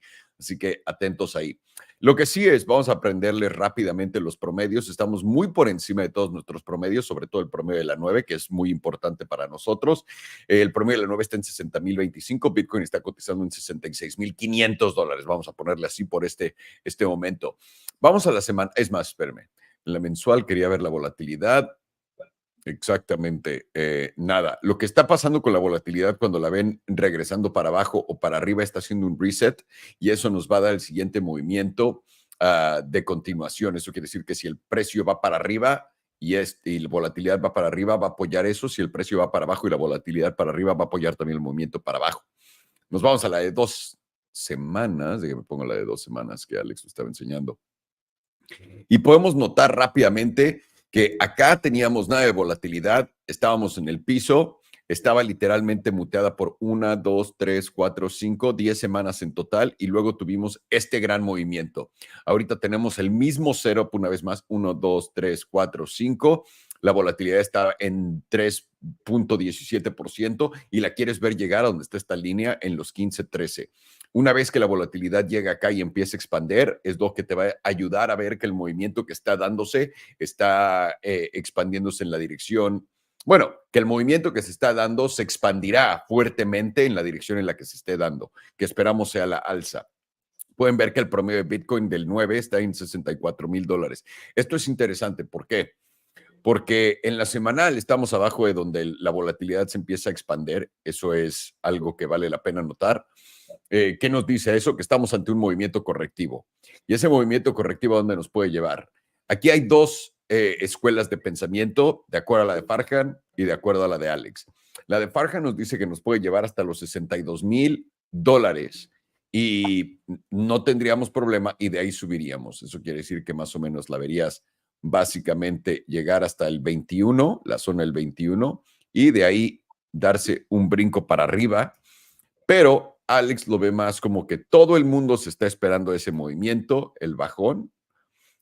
Y como todo el mundo lo está esperando, si nos vamos a la diaria, déjenme simplemente elimino volatilidad de la tabla y les pongo esto. Si lo estamos viendo en la diaria, lo que cree Alex es que vamos a venir a retestear al 21, que está por aquí en la zona de 65,450, estos 65,000, y de aquí empezar a consolidar por acá en lo que todo el mundo se aburre y de ahí el breakout. Personalmente, si voy a escoger un lado, yo creo que va a ir un poco más abajo porque normalmente antes de un movimiento alcista te da un movimiento donde todo el mundo se espanta y se tiene que salir, porque si todo el mundo está acumulando longs en este momento, pues qué chiste tiene, ¿no? Pero pueden ser los dos escenarios, sobre todo cuando lo ves en la de 4 horas, nos damos cuenta, y esto es algo que dice Alex, que acá tenemos este cruce y justamente estamos entre el promedio de la 100, que está justamente aquí en los 5,800, y el 55, que está en 66,881. Probablemente vayamos a rebotar, esto es lo que dicen, hasta este nivel por acá de los 67,381, pero tenemos que ver. Ahora, la dominancia de Bitcoin se ve alcista de a madre, pero de a madre, es más, tenemos la de 2 días, déjenme lo pongo en 2 días, regresar a la tabla, y pueden ver que hace un movimiento para arriba, pero potente, potente, potente. La dominancia de Bitcoin en este momento está en 58,61% y estamos creando bajos más altos en todos lados y altos más altos en todos lados. Y justamente aquí parece que está consolidando en un bajo más alto, por ahí de los 58,24, y está dando continuación al movimiento. Déjenme rápido ver la volatilidad. Sí, también la volatilidad está expandiendo junto con esto, por lo que nos dice que probablemente este movimiento vaya a tener continuación a la alza en la de 2 días, en la diaria que me dices. En la diaria es un poco diferente, donde probablemente vamos a seguir chopeando de lado. En la semanal nos pone un poco de lo mismo, justamente antes de movimientos agresivos, volatilidad está haciendo un reseteo. No hay volatilidad para nada, está en 1,5%, y eso nos dice que esto va a continuar un poco de lado y de ahí para arriba, da continuación el movimiento. Cuando vemos la dominancia de Tether, que se los hemos dicho es como el dólar en contra de Bitcoin, lo que nos preocupa aquí tantito, y también tienen que ver esto, en la semanal está siendo rechazado por todos los promedios que están acá. Pero si eliminamos los promedios y simplemente hacemos la tabla acá, pueden ver que esta diagonal la rompimos a la baja. Déjenme quito este objetivo. La rompimos a la baja y después la volvimos a retomar. Esto es preocupante, pero también esto nos puede estar dando justamente el movimiento que si Bitcoin empieza a corregir como nosotros pensamos, depende qué tanto quiera corregir, que va a ir a buscar estas zonas, el precio de la dominancia de Tether. Entonces, mientras más sube esto, más baja Bitcoin. Pero lo que creemos es que al máximo va a haber un rechazo en el 5,58%, que es justamente donde está esta línea verde, y también donde el promedio de la 55 está en la semanal. Y si viene acá el precio de Tether, no nos va a preocupar, es simplemente lo que estamos diciendo. Y de una vez que llegue acá, queremos que no retome esta línea. Si retoma los 5,59 y empiezas a tener cierres ahí sí nos empezamos a preocupar por el precio de Bitcoin. Pero por ahora no hay nada de qué preocuparse por lo que estamos viendo. Simplemente tiene cara de que a corto plazo vamos a tener correcciones, largo plazo se ve alcista todavía. Entonces, de nuevo, objetivos. Bitcoin tenemos dos, podemos pensar algunos que en 65,500 va a detenerse la caída o hasta 64,500, y otros creemos que puede llegar hasta los 62, aunque eso es con cierre. Puede venir mucho más abajo y no cerrar y luego subir en esa misma vela, y pues veríamos otro tipo, veríamos el mismo escenario, simplemente el precio bajó más. Así que no lo descartamos, creemos que estamos ante una corrección. Depende de qué tan baja o no, y de ahí continuación a la alza. Es lo que estamos viendo con Bitcoin, damas y caballeros, sin problema alguno de ninguna clase social ni nada, porque es como dirían todos, tío, ¿no? Y para todos ustedes que, por cierto, están apenas metiendo y están aprendiendo con nosotros, dense una vuelta al Discord de Elite Trading Academy. Les dejamos el enlace aquí abajo. El enlace está en la descripción del video para el Discord, también para que usen BitGet, también para que usen en nuestros exchanges, que acá los tenemos, le pican en Partners, se pueden meter a hacer exchanges de futuros en BitGet para Bitcoin, Solana, Ethereum, XRP, lo que quieran. BitGet funciona en todo el mundo, menos en Estados Unidos, pero tiene buenas comisiones. Y tienes Bluffing, donde no requiere identificación, funciona en Estados Unidos, en todo el mundo, y no tiene tan buenas comisiones como con BitGet, pero pues puedes abrir 1,000,000 de cuentas acá sin tener que preocuparte de nada. Y también les dejamos el enlace de TradingView. Es gratis, pero si lo quieren usar para ampliar sus servicios, aquí lo tienen para que les dé una lana de vuelta. Así que ahí lo tienen nuestro chat general donde estamos todos diciendo puras mamadas, ¿no? Vengan a ver nuestra... No seas mamón.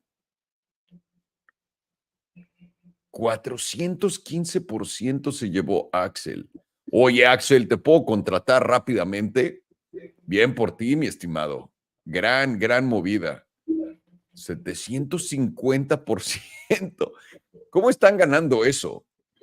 Digo, me va bien, pero no mamen, esos son niveles. Vean nada más esta belleza, un 40% acá en bluffing con un long de Bitcoin.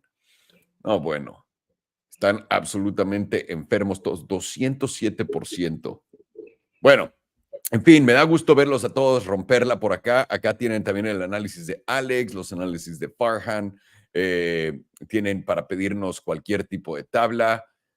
Vengan a compartir noticias con nosotros, etcétera. Una buena comunidad por acá. No sé por qué no está cargando, es probablemente mi internet, pero ahí lo tienen, Lead Trading Academy, damas y caballeros. Y vamos con lo que sigue, Ethereum.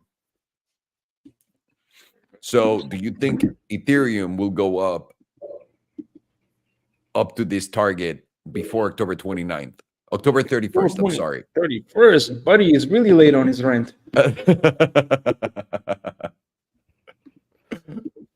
Let's see. See if I can find you some opium. You're pretty good at it. I try. So we are getting, we closed over the median last week on Ethereum on the weekly. And now we're getting a rejection of this 21. So we should theoretically find support at this 100 EMA since we closed over it. And 100 lines up with the median. So it's 2 points of support. The median is at 2,490. So if we do hold this area, then we have a statistical probability of going back to this top 38.2%, which is right at 2,908. And our HBDR momentum is still pointed to the upside. So that gives more in favor of the median holding. Volatility is going down. So whenever you have this set up, you have a statistical probability of hitting the median. So we have more of a probability right now of continuing to the downside until we hit 2490. When we hit that, though, we should theoretically bounce there while momentum is still pointed up. And the jewel currently is getting out of the bearish control zone as well. Last time we got out of the bearish control zone was October of 2023 on the weekly. So we're getting the same setup that we got in October of 2023, while momentum is still pointed up on the weekly. So we, with the setup like that, we do have a probability of continuing upwards towards the 50% right now, which is at close to $3,200. But I can't tell you it's going to happen by the end of this month. It's probably going to take like a couple months for this to play out. The earliest I would say is probably like a month and a half, 2 months. But what about rent? What am I supposed to do? Just go to work? No, tell your boss, give your boss an IOU. I mean, your landlord. Got it. That's a good idea. Getting yourself in debt for a trade that hopefully will pay you in the future. Oh yeah, Ethereum always pays, bro. Always. It's foolproof, Ethereum. The best shit coin around. Absolutely. The 5-day doesn't look as good as the weekly, though. The 5-day is rejecting the median. So we have a probability of continuing downwards to the bottom 38.2%. That one's at 2,353. While momentum is starting to flip down on the 5-day, and volatility is flipping down too. So while volatility is down, that's telling us that this move is corrective and it's going to make a higher low before it continues back towards the upside. The jewel is currently getting out of the bearish control zone as well, and getting over the pink and the yellow. Last time down the 5-day that we got out of the bearish control zone was as well October of 2023. Everybody knows what happens in October. What happened in October of 2023? Up only. Right now, momentum on the 2-day is slightly corrective as volatility is declining while momentum is oscillator is going down, but the moving average is still pointed upwards. So that tells you this is going to be a corrective move, and we are getting a bit of a correction right here, where we should expect a correction to this median. Median is at 2,412. Daily currently momentum is pointed down. It's breaking into the negative, while volatility is starting to tick up, and the jewel is flipping into this dark blue cell. So we should expect a move to this bottom 38.2%, which is at 2,506. Possibly lower to this 50%, which is at 2,461, which lines up with the 2-day median. Check the RSI.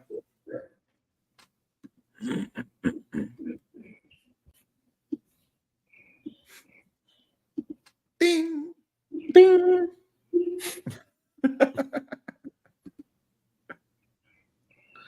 right, so the monthly does have bearish divergence on Ethereum on the RSI, which we've hit the easy target, which was the edge of the bullish control zone, and we've broken out of the bullish control zone. So if we continue to the downside, our next area is the middle zone, which right now the middle zone is very, very low. It's at 1,645, so it's probably not going to happen. After this next monthly open, this level is going to rise, and then we'll see what that number is there. Probably going to be in the low to mid 2000s. And if we do not make a local bottom, then that's going to be our statistical target. To make a local bottom, we have to close above 2,728. $2,700 2,728, yeah. on the monthly. Yeah, and then we'll mark a local bottom on the monthly. Got it. On the weekly, we are getting a rejection of getting out of the bearish control zone, so we're getting kicked back into the bearish control zone.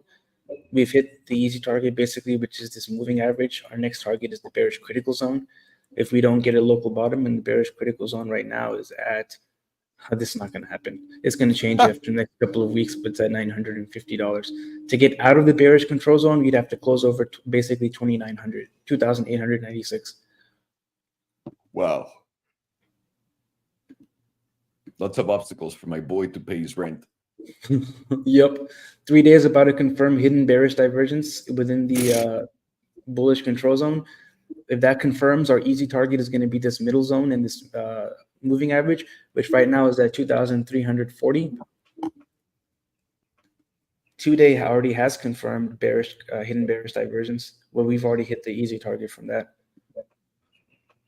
And daily is at theoretical support at the edge of the bullish control zone in this moving average, which is at 2,528. If it closes below that, then it's going to get kicked out of the bearish bullish control zone, and volatility is probably going to start expanding. Then it's probably coming to the middle, which right now that is at 2,367. So that number is coming back up again, that mid 2,300s.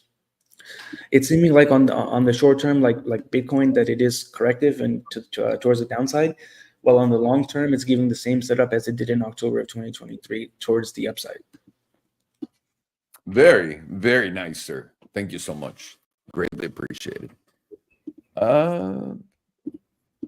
Well, it's just because I stopped sharing my screen. There we go. Thank you. Vale, pues, estamos viendo Ethereum en la semanal.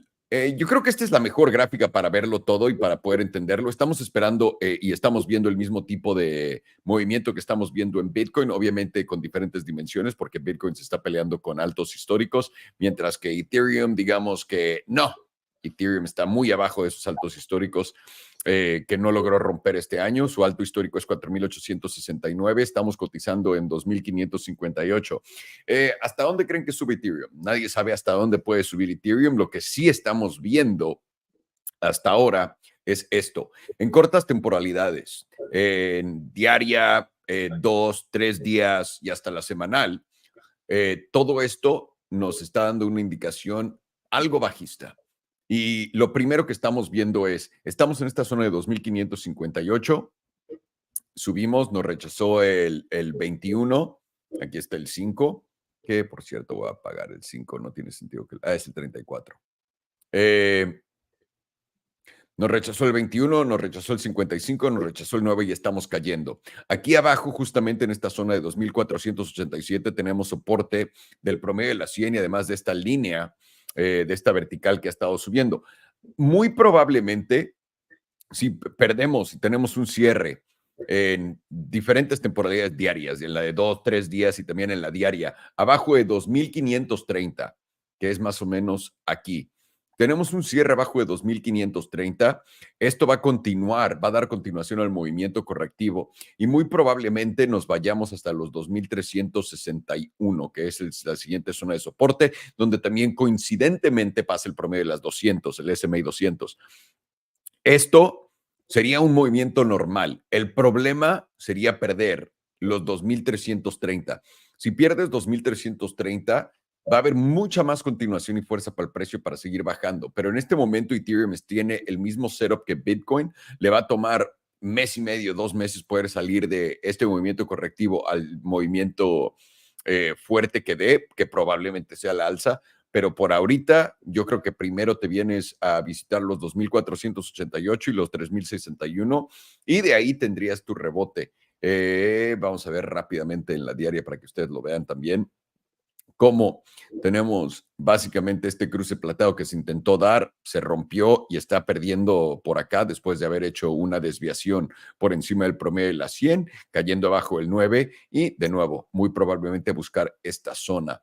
En la de 2 días es justamente lo mismo, aunque aquí el 21 y el 9 están acá y es donde estamos siendo rechazados. Nos rechazó el 200 y también el 55 antes en esta desviación y vamos para abajo. Así que en temporada corta, correctivo, muy probablemente venimos a estas zonas de aquí abajo y ahorita es justamente lo que decía Farhan, perdemos esta zona donde está el promedio de las 200 en la de 4 horas, que es, bueno, en la diaria, ahí es donde pues va a continuar tu movimiento para abajo, para abajo, para abajo, a cada uno de estos objetivos. Vale, pues, tío. Alrighty. Alex, Jupe, and I'm sorry, Farhan, Lucid. Nice. So yeah, Jupiter's looking pretty good. We see that I even talked about it a few days ago. Let's go back to the 2-day. It's actually nice. So we see the 2-day did silver cross. We were basically pressing against that EMA 100. Not a lot of data with it mentioned when I was looking at this, but we see we got a nice breakout above. This is something that we were mentioning. As long as we were just consolidating above that 9, while even holding this diagonal here, it's more of a chance of this breaking above.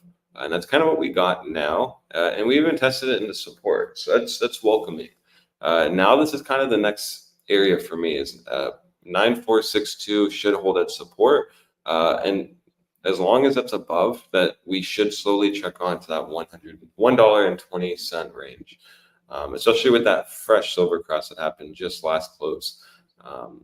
So as it stands now, it wouldn't surprise me to see either consolidation or even a pullback. We see bulls are trying to just defend it while this 9 steps up.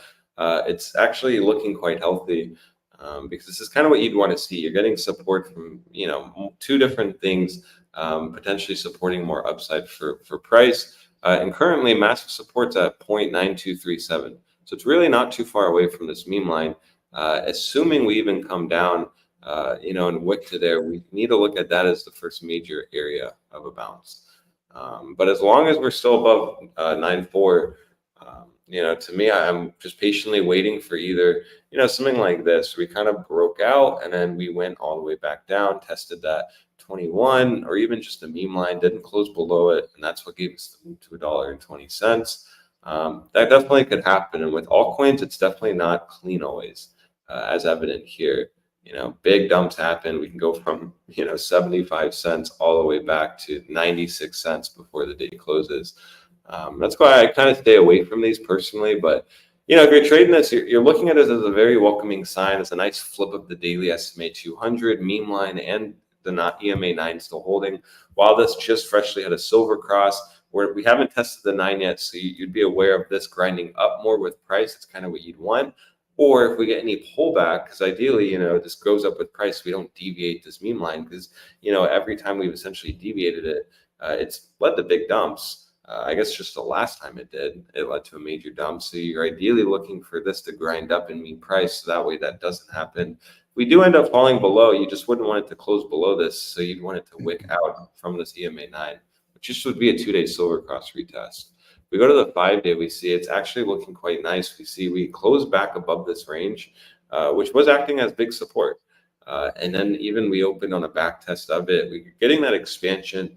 And granted, even on Bitcoin's downside move, Jupe's actually kind of holding pretty nicely. We see Bitcoin's red, while Jupe's still green. And so that is nice to see. It's definitely a strength. I was trying to gauge its Jupe BTC chart, I guess, which had no data on it at all. There's not really a Bitcoin pair that I can use to gauge the strength of just what we have. Is it on the Sol chain? Yeah. That makes sense.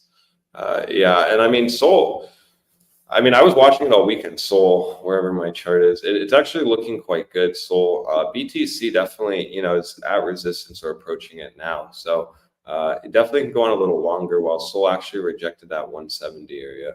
pretty nicely we talked about. But Sol's still looking quite nice, which I guess has implications for Jupe. I didn't know they were on the same chain. But I guess that makes sense because Sol's actually been looking quite nice. It's just been kind of, I feel like for Solana, it's just been waiting on Bitcoin to kind of relax and make its next move up if it does. And that's kind of what I feel with Jupe. I feel like once Bitcoin actually really does start moving, Jupe can actually put in a nice candle. The 2-day actually shift, I was going to mention this, we're in an uptrend, so it makes sense now to look for a higher low, which definitely could come in, right around this EMA 9, which again would just be a nice confluence, that back test of the silver cross. And ideally, this can start moving up more, meeting price at support at 9,462. But that's kind of all I see with Jupe. It's looking good. The weekly reclaimed its 9. It even got above its 34 here with a little data we have, but especially this 21. That's something I was mentioning. This 21's acted as big resistance, so it's welcoming to see that, it is now above healthily. And the weekly even opened up 2 downside, but this meme line still caught it, solidifying that this kind of is now support, which was resistance now into support. So it's a nice SR flip. We just really want to kind of see this momentum get sustained into next week, because again, what we wouldn't want is just like a deviation. So it is welcoming to see. I'd really be on the watch for this kind of scenario, or even from the meme line, wick low to high, we went up 12-13%, and then had a nice pullback, and that's kind of where the real move happened. With altcoins, it's rarely just up only, and it usually takes the dirty play, and that's why I'm being more cautious to that EMA 9 retest. Maybe we end up rejecting, we come down, wick below, and then grind up, something like that. But also, if Bitcoin ended up finding support where I think it could, right around that 65.3 to 65.6, while Jupe is still even green on the daily, that could have implications for this just being a bullish consolidation while Bitcoin kind of goes down. Surprisingly, Jupe's holding before we just kind of consolidate and make the next leg up. And so as long as it's above its daily SMA 200, EMA 9, and this 9462, I'm more in the camp that we're just patiently waiting for this $1.20 to get run. A massive level for Jupe. This kind of puts us now, and this new weekly closure puts us in a new range, in my opinion. Where 9462 is going to be support, and that $1.20 is going to be resistance. A massive range, but that's kind of what you get with these shit coins, which makes it harder to trade because they don't make it too easy to catch those big moves usually. So that's kind of all I see with Jupe. I don't really have much. You can't really go into the higher time frames too much. We do see that, with what we do have, the monthly is turning into a very nice candle. It's closing in 8 days in 9 hours. So, depending on where this closes, this could go into the theory of maybe with what we saw here, where, maybe the monthly ends up closing nicely and then it opens to a pullback. And that's kind of what we'll get as a monthly retest of the zone before going up higher. But for now, as it stands, Jupe's posturing is looking good, and the 4 hours actually expanding. So we ideally want to just keep seeing this hold and seeing how far BBWP can go, because to me it's still bullish. It's in an uptrend, and it's now reclaimed the 9. Granted, this could turn into an ugly wick, so we kind of want to see where this goes. But it's still green. It's still above its 9, and it's holding it after it lost it here. It broke above, and now it back tested and it's holding. So in this next 4 hour, we could get a nice green candle, assuming we don't lose this 9 again. 20 minutes. Especially with how we see BBWP in 40 minutes. So, ideally we don't turn red on this 4 hour candle. If we do, then we run the risk of testing this 34 again, which in my opinion should act as bigger as that bounce zone, because we haven't actually tested that in a pretty long time. Other than this zone where we kind of were bouncing off the 21, we broke down, fell to the 34, and then that was kind of the big bottom before a bigger move. We've been kind of hitting the 21 here. If we fall below the 21, or the 9, in my opinion, we're probably going to break the 21 and go to the 34. And then I'm going to be looking at that as a big bounce zone, because if we don't, and we don't use the 55, then we're going to go back down to this zone here, which could correspond with like that deviation. So that's kind of why I just kind of want to see a bounce here in this 4 hour to keep expanding. And that's kind of all I'm getting with Jupe. It just looks good. I am surprised considering Bitcoin's red. And if Bitcoin does catch support right at that 65,000, 500 to 66,000, then Jupe could actually put in a nice green dodo, considering it's still green for the day. Perfecto. Thank you so much, bud. Coinbase. Nice. I know you'll enjoy that one. Yeah, we got good charts today so far. Yeah, not too bad. Which I appreciate. Yeah, I appreciate. All righty. Vamos a ver Jupe en este momento. Esta moneda está en Solana, para que todo el mundo sepa. Habrá mucha gente que tal vez lo sabe, mucha gente que tal vez no. Es bastante nueva. Viene de... Jupe es una compañía de DeFi que me parece que también tiene una cartera Jupiter, o mínimo tienen un Jupiter Exchange, donde puedes cambiar tus monedas. Si tienes, ponte tú, Joe Biden, ¿no? El famosísimo Joe Biden, y lo quieres cambiar por Solana, lo puedes hacer ahí. También puedes cambiar Bonk por Joe Biden, Biden por Joe Biden, todo eso. Esto es lo que hemos visto. Estos son todos los datos. En la mensual tenemos literalmente desde enero del 2024, por lo que son menos de 12 meses, son literalmente 10. Y lo primero que notamos es que nuestro promedio de la 9 está justamente donde está esta línea meme, que está en los 9.494. El promedio y nuestra línea meme está por ahí. Es importante eso, llevárnoslo con nosotros. ¿Por qué? Por lo que viene. Denme un segundito, déjame veo algo.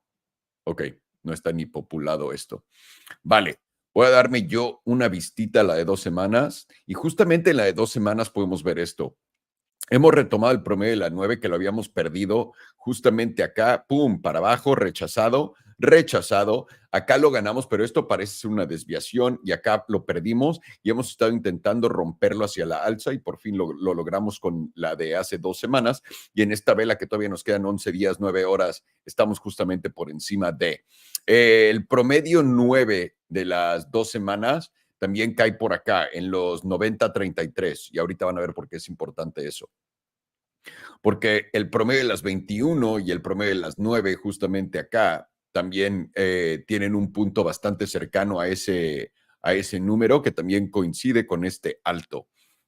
Entonces quieren poner eso ahí. Vámonos a temporalidades más cortas, sobre todo la de 3 días.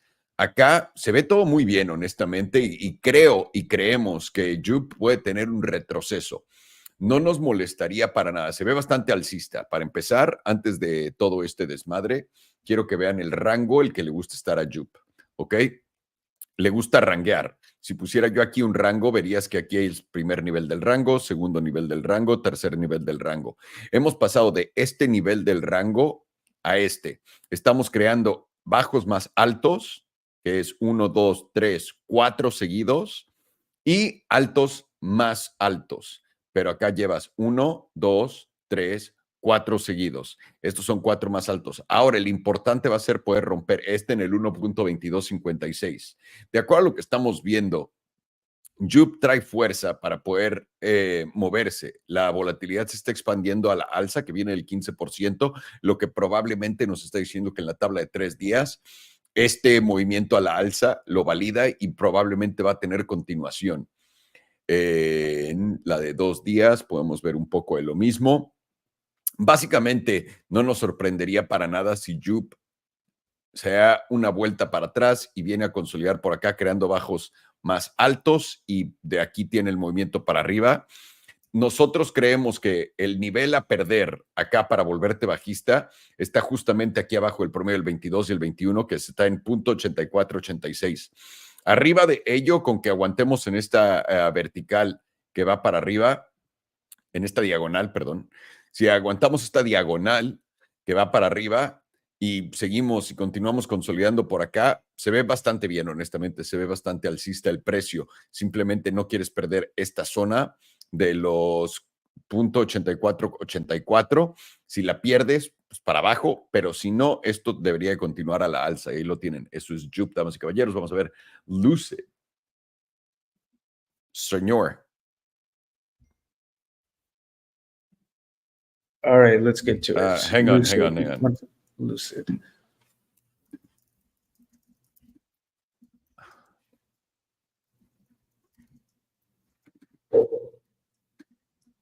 I can Hang do on. it. Are you sure? Yeah, I can do this one. Okay. All right, so Lucid on the monthly, it is looking corrective because volatility is pointed down, while momentum is starting to point down as well. So we should expect this to top 38.2% area to hold which is currently $2.49. And as long as that does hold, we have a probability of going back to this 21 EMA and the 78.6% at around $5.87. That's pretty big move from here. That's Crazy. like over 100%, like 130% from here. And we would see a bounce at this moving average on the HPDR momentum. Currently, the jewel is pointed upwards, but we don't have that much data on the jewel, so it's kind of hard to assess. But it is breaking out of the bearish critical zone. It would take probably 2 closes from this point to get out of the bearish control zone. So we would have to wait and assess from there, because it can go all the way up to this 21 EMA and just make another lower high before it goes lower and makes another lower low. On the weekly right now, it's looking bearish, where the weekly is closed heavily below this top 38, bottom 38.2%, and we're still getting expansion to the downside. We should hope for this 78.6% area to hold, because if not, then we're very likely going to come down. Because this thing like to go to this 95%. Right now, 95% is right around $2. Yeah, basically $2 flat. And the HBR momentum is in the bearish critical zone. So from here, it becomes much harder for the bears to keep momentum down. So it's getting a little bit of a move up, but it's still within the bearish critical zone. So it could still bounce maybe all the way up to this 61.8%, and it would still be in bearish control. And that's at $2.72. And the jewel is flipped downwards currently with this dark blue cell, and it's about to break into the bearish control zone. This gray line is the bearish control zone. So from there, it's gonna have more momentum in favor of the bears. 5-day. 5-day is at the 88.3%, so we should expect somewhat of a bounce here. Because if it doesn't bounce here, then it's going to go to the 95%, which right now is at $2.10 roughly. The jewel is giving us the same thing as the weekly, or it's flipped downwards. It's losing the pink. Oh, wow. 2-day has a pretty big gap. We made a doji right here on this 2-day, which does signify indecision, but as of this moment, we are getting a move down. If we break this bottom wick, which is $2.52, we're very likely going to come down towards this 99%, which right now 99% is also that $2 flat number that we saw before. The jewel's breaking into the bearish critical zone on the 2-day. The daily is telling us that we're very likely to bounce soon, because we're at the 95%, so we have such low probability of continuation, and we're at basically maximum extremes on the HBDR momentum, and volatility is tapped out as well. So we don't have much of a probability of continuing downwards from here. Let's check the RSI.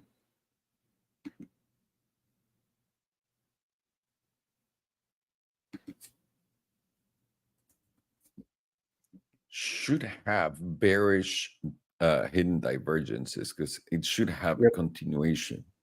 Yep, monthly has hidden bearish divergence, which is about to confirm. And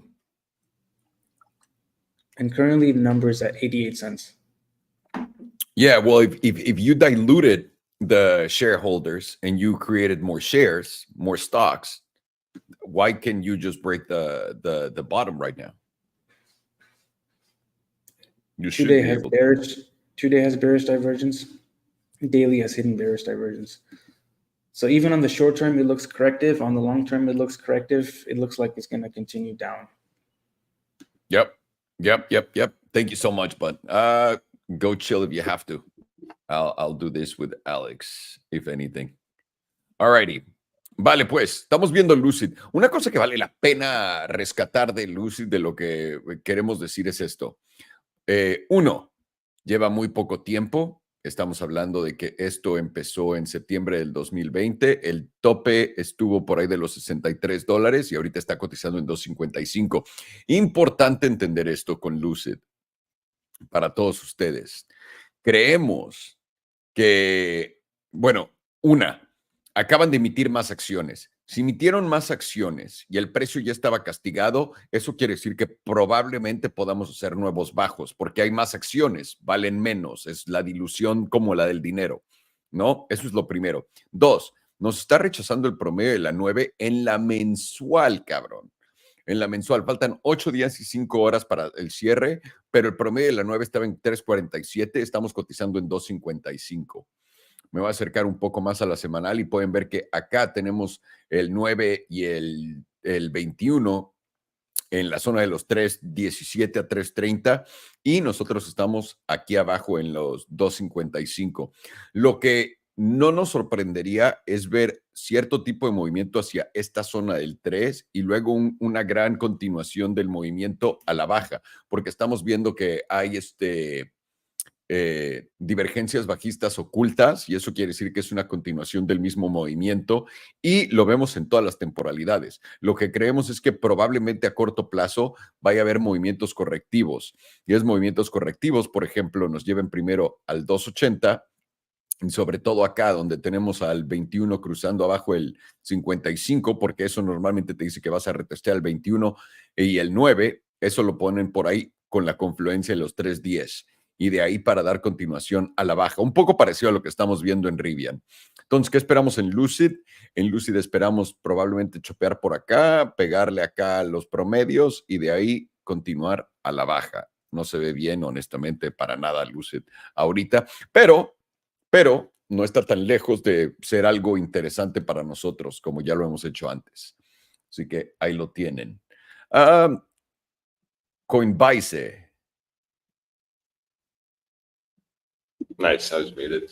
All right, cool. So we're gonna start on the 2 week because the 2 week just closed and it was very strong 2 week. And so to me on this 2 week, it makes sense that we're opening on a pullback. Kind of ties into what I see with Bitcoin. It's nearing a bounce zone. Bitcoin's at 66,100. Almost to that 65.6, 66K. Coinbase is almost to that 2 week 9, which is something that after reclaiming it makes sense to come down, retest it, and we would expect at least some kind of reaction here. This 2 weeks pretty important for Coinbase in bull markets. Especially over the weekly, I feel like again just less chop when we view it on the 2 week. We just see each time we've hit that since above it. It often acts as a major opportunity. Even at this point, we got a major bounce all the way from when we hit it at 201, going all the way to 271. And so reclaiming it, especially with this healthy, this was a very strong 2 week candle. Makes sense to open on some red. A bounce zone for me on Coinbase is right around that 197 zone, which we're almost there. To me, then I just want to see at least Coinbase to start forming a nice bottom wick, leading to almost like a hammerhead above this $2.11. $211.26 zone. It may be below it on this 2 week, but it's not closing below it. And that's welcoming to me. If we go and view, let's see how the monthly is, because I know the monthly lost its 9. And we still have that too. And that is currently sitting right around that 191. So unfortunately, it would have been cool if bulls got that monthly closure when we were all the way at 215, 200, all the way at 219. That would have been an insane candle. But with the 2 week closing and what I just showed, it made sense we're opening on a pullback. I just really want to keep seeing where this monthly closes because it wasn't a good sign when we lost this 9. And then when we rejected off of it, this kind of made the move happen from this point all the way back down to 147. And so big moves happen once this 9 gets lost and or reclaimed. We're now above it. So, unfortunately it closed in 8 days. It's a very long time for something like Coinbase because it just correlates nicely with crypto. But it is above, and that is something I'd be watching because if the weekly is now reclaimed its weekly 9, which again is coming in right, we're getting nice support right at that 21, that 9, that 34 clustering, again, right at that 192 to 197, kind of what I see on the 2 week, giving me like we should see a bounce zone soon on Coinbase. But when we get, a cluster there and the weekly's now reclaimed its 9, it's definitely could bleed into the monthly closing strong. And so if we do end up coming back down to this zone here, which seems likely at least going back to 197 on Coinbase, I'm going to be looking for reaction there first. Let's see here. So the daily, it's at an interesting spot because, what we don't want on this daily is this SMA 200 to end up getting lost. For me, then it can at least give us a move back to 187 to 190. But it just wouldn't be a good sign. It's not like a death sentence. For me, it's always like a checklist. And right now the bulls are gaining the upper hand with the weekly and 2-week reclaiming the 9, the daily reclaiming that SMA 200 and EMA 9, right? But EMA 100. But when we start losing this meme line, this looks like a deviation to bearish retest, and then we start losing that SMA 200, it's a point for me to be cautious. And I'll be looking at that EMA 100 on the daily. And if we end up losing that, then we could end up deviating this 186. And if we end up losing that, then it's not going to be looking good to me. And this will be more looking like a bull trap. But until then, I'm still in the camp that we should get a bounce right in this 194 to where, maybe 197. And ideally that can give us a bounce before this daily closure ends up losing that SMA 200. Viewing it on the 2-day, I'm curious. Yeah, nothing too much on a 2-day. And it's okay. Like with the chop on the daily, we can totally lose that SMA 200, bounce from the EMA 100, and then reclaim it again. Super choppy, but it can do that. But when we're getting like a bunch of confluence around 194 to 197, I'm first going to be looking at that as a major opportunity for bulls to at least bid or step in. And then if they end up not, then I'm going to be more cautious to the idea that we probably are going to go like to that 187. And then that'll be the kind of final decision maker, in my opinion. If we end up losing and falling back below that, then next target's 167, but then you run the risk of that not holding, and then we have to look back at that 120 low. But as long as Bitcoin is looking not the worst, it's looking like it's putting in a higher low, and Coinbase should be putting in some. We should be on higher low watch, especially on this weekly higher high that happened here. It looks like it could definitely come in right around that 194 to 197. And yeah, you should just be on that kind of higher low pullback watch to bid. And I'm liking that 12-hour EMA 100 is coming in right at that 195 as well. So many different points of a monthly, 2-week, weekly, 5-day, all telling me that this pullback is more corrective, and we should at least be watching the reaction around this zone for an opportunity to get long on Coinbase, because I do believe that once Bitcoin starts moving, I do think that Coinbase over time can definitely go and test these $240 high, if not all the way back to 265. But we're just kind of we're just in the middle of like a shift right now of trend. So it's always harder to gauge kind of what's happening. But that's why we often say the trend is your friend. And as long as the trend is now shifted to an uptrend, it makes me more confident, to say that this could act as an area where the higher low comes in. Maybe on a wick low to 188, but I'm basically watching this EMA 9 on the 2-week to hold, going into basically next week, and then maybe leading into a nice monthly closure. There's really not much else to report here. If we do view BBWP, it's not really telling us much. We're still expanding on the 2-week after going all the way back below, on barely under 15%. And so this move is still activated technically. The weekly is correcting now, but I'm really not really getting much on BBWP. I'm really not even getting much on price action, other than just on a daily closure. We just kind of want to see where this closes. I ideally just want this SMA 200 to keep holding. If it doesn't, then okay, cool. Maybe we go back and test this 188 to like 190s. But as long as the 2-week still looks like this, I do think that we should be on higher low watch, since this is the higher high. And we should be gauging that around this zone. I'm wrong on that idea. If we start actually breaking the October 7th low, if we end up basically engulfing this and going all the way back down, then the idea of Coinbase going up is probably dead, and we'll probably be looking at testing that 120 again. But until that happens, I'm just watching this as a healthy back test, nice SR flip. Strong candles that closed last week, so it makes sense we're opening on a little red this week, just like Bitcoin. It's just more of a matter of where will that higher low be put in, and when will bulls step in if they do. It would be, just as history has shown though, it would be not wise to be shorting into this while we're approaching nice support. Plus, we're kind of in the middle. If we go and view this on a lower time frame, it's really not an easy short here. You could have shorted that bearish retest after the deviation. But even shorting the bearish retest, you're kind of hoping that we get a bigger deviation here on the daily, and so you could have gone short here, but it all kind of hinges on this deviation here. while we're right around here, this still could be a bounce zone. Obviously, it's not looking good now, but there's still 4 hours, and Bitcoin is still, approaching my support zone. And so as long as that's why I use Bitcoin in confluence to Coinbase, because I'm not really going to get max bearish on Coinbase if I do believe that this 65.6, 65.5 is going to hold on Bitcoin. And so to me, it's just a matter of waiting and kind of seeing where today closes. It'll be pretty important. And understanding that, if this SMA 200 starts getting lost, to me, it'll exacerbate the move down, and we probably have a guaranteed move back to this 194, this EMA 100.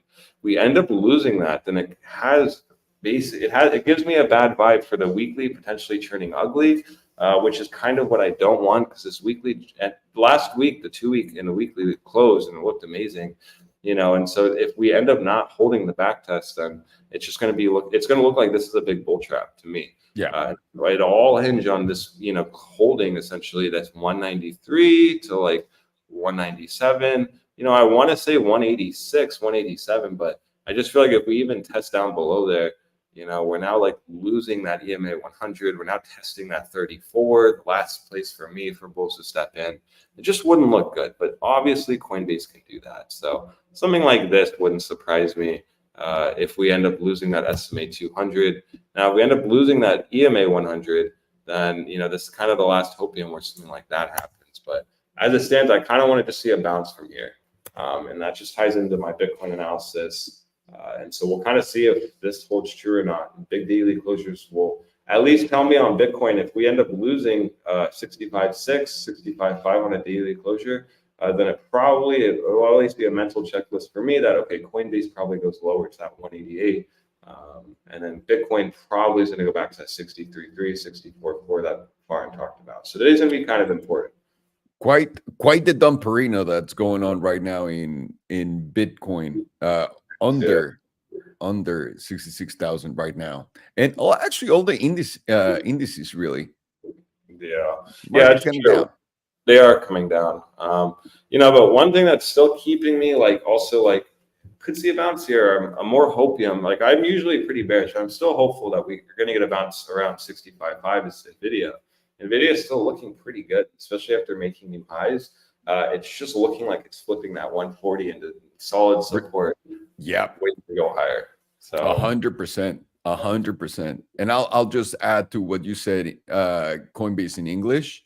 I'm sorry, with you, is we came here every time we kind of get into this line and we test it out, we have a way bigger move brewing, but every single time it touches it a couple times. So you had this one. I don't doubt that this is going to do this and continue on the way up. Obviously, if Bitcoin is cooked, if the market's cooked, it's cooked, but it kind of feels like from here we're going to get the reaction that we wanted. And we could. That's why I mentioned on that 2 week. I just don't want it to go back to that wick low. If it does go back to that wick low, to me, then it's not looking the best, and it probably foresees like a bigger breakdown. While bulls still long in that big 2 week green dildo are hoping that we're going to break out. But I agree. We easily can come down. I just don't want to see that 2 week wick low get broken, or else, I'm probably wrong on the idea Coinbase and Bitcoin's going up if that's happening. Because that probably means Bitcoin dumped a lot more. So even if Bitcoin goes to 63.3, 64K, that could still just mean Coinbase goes to like 188, 189, which could be what we see on like the weekly and the 2 weeks. So yes, indeed, sir. Thank you. You want to do Starbucks? Yeah, sure. Alrighty. Vale, estamos viendo Coinbase en la de 2 semanas, creo que es la más fácil de poner para que todo el mundo vea. Pueden ver, este es todo el precio. Ha estado en altos históricos cuando lanzó de 428. Esto fue en el 2021, para que tengan una idea. Llegamos a mínimos de por ahí de $30 y en este momento estamos cotizando en $200, $201. Desde que tuvimos este gran caidón, llegando al fondo, hemos estado subiendo en esta línea. Lo podemos ver en esta vertical que va para arriba. ¿Es vertical o diagonal? Diagonal, discúlpenme. En esta diagonal. Esta diagonal, cada que la toca el precio, tiene una reacción bastante fuerte, pero tiene que venir a retestearla.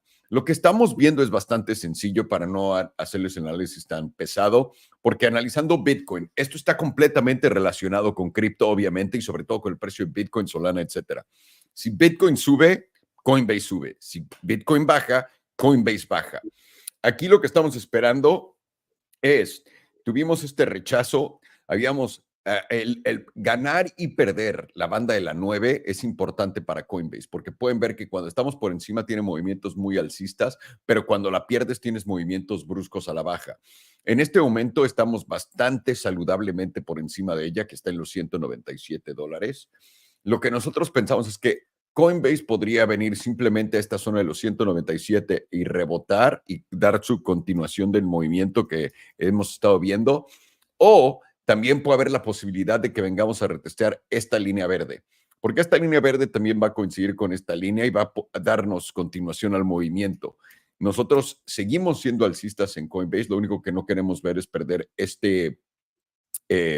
primero, no queremos perder los 188 y definitivamente no queremos perder los 161. Si perdemos los 161, este pavo está cocinado y estamos listos para comérnoslo y se va a ir todo para el pito.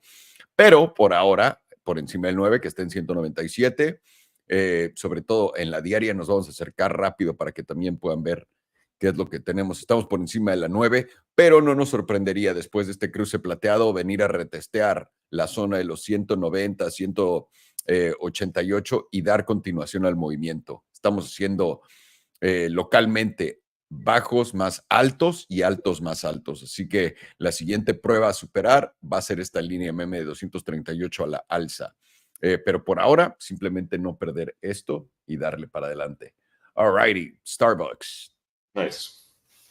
So viewing Starbucks, it's looking quite good actually, especially on the higher time frames. We see for many sessions on this 2-week, we've kind of just been ranging, consolidating. It's not looking the worst. One could argue it's even looking like slightly like a bull flag. We have the flag pole. This is the flag. And to me, this is bullish consolidation. The only issue is just how high BBWP is. It's telling me that momentum needs to come down and reset. Which is kind of what we'd wanted to see on this consolidation. Now, clearly, it can go to extremes and stay there for many sessions. Each one of these reds is a 2-week session, so it can stay there for many sessions. We haven't even hit extremes yet, but that is something where I'm always in the back of my head, like, okay, momentum is going to be slightly capped. But we do see when we hit it extremes here, once it started to come down, that's actually when we started to get the move up, and then here as well, when it started to basically start coming down, that's when the move on Starbucks happened again. I haven't watched Starbucks in correlation to BBWP like I have with Bitcoin, but that is just something I noticed, which is kind of interesting. I have this dotted line here, and for me, the trend is trying to hold, but it's in the beginnings of a downtrend, in my opinion.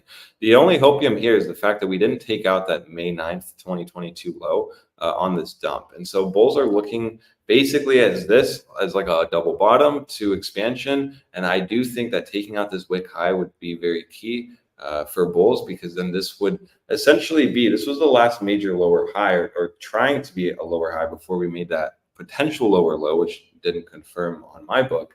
But getting back above there probably squeezes out a lot of shorts. Viewing this in a monthly, you would have gauged Starbucks as potentially an opportunity here. If we just view the chart, everyone knows how Starbucks is. There's not really a lot of times where we fell under that monthly EMA 100 other than back in 08, and so then we basically came this whole bull market, rarely tested it basically since it reclaimed from 09 all the way up until this point in 2020, and that acted as an opportunity. And then back in 2022, another opportunity.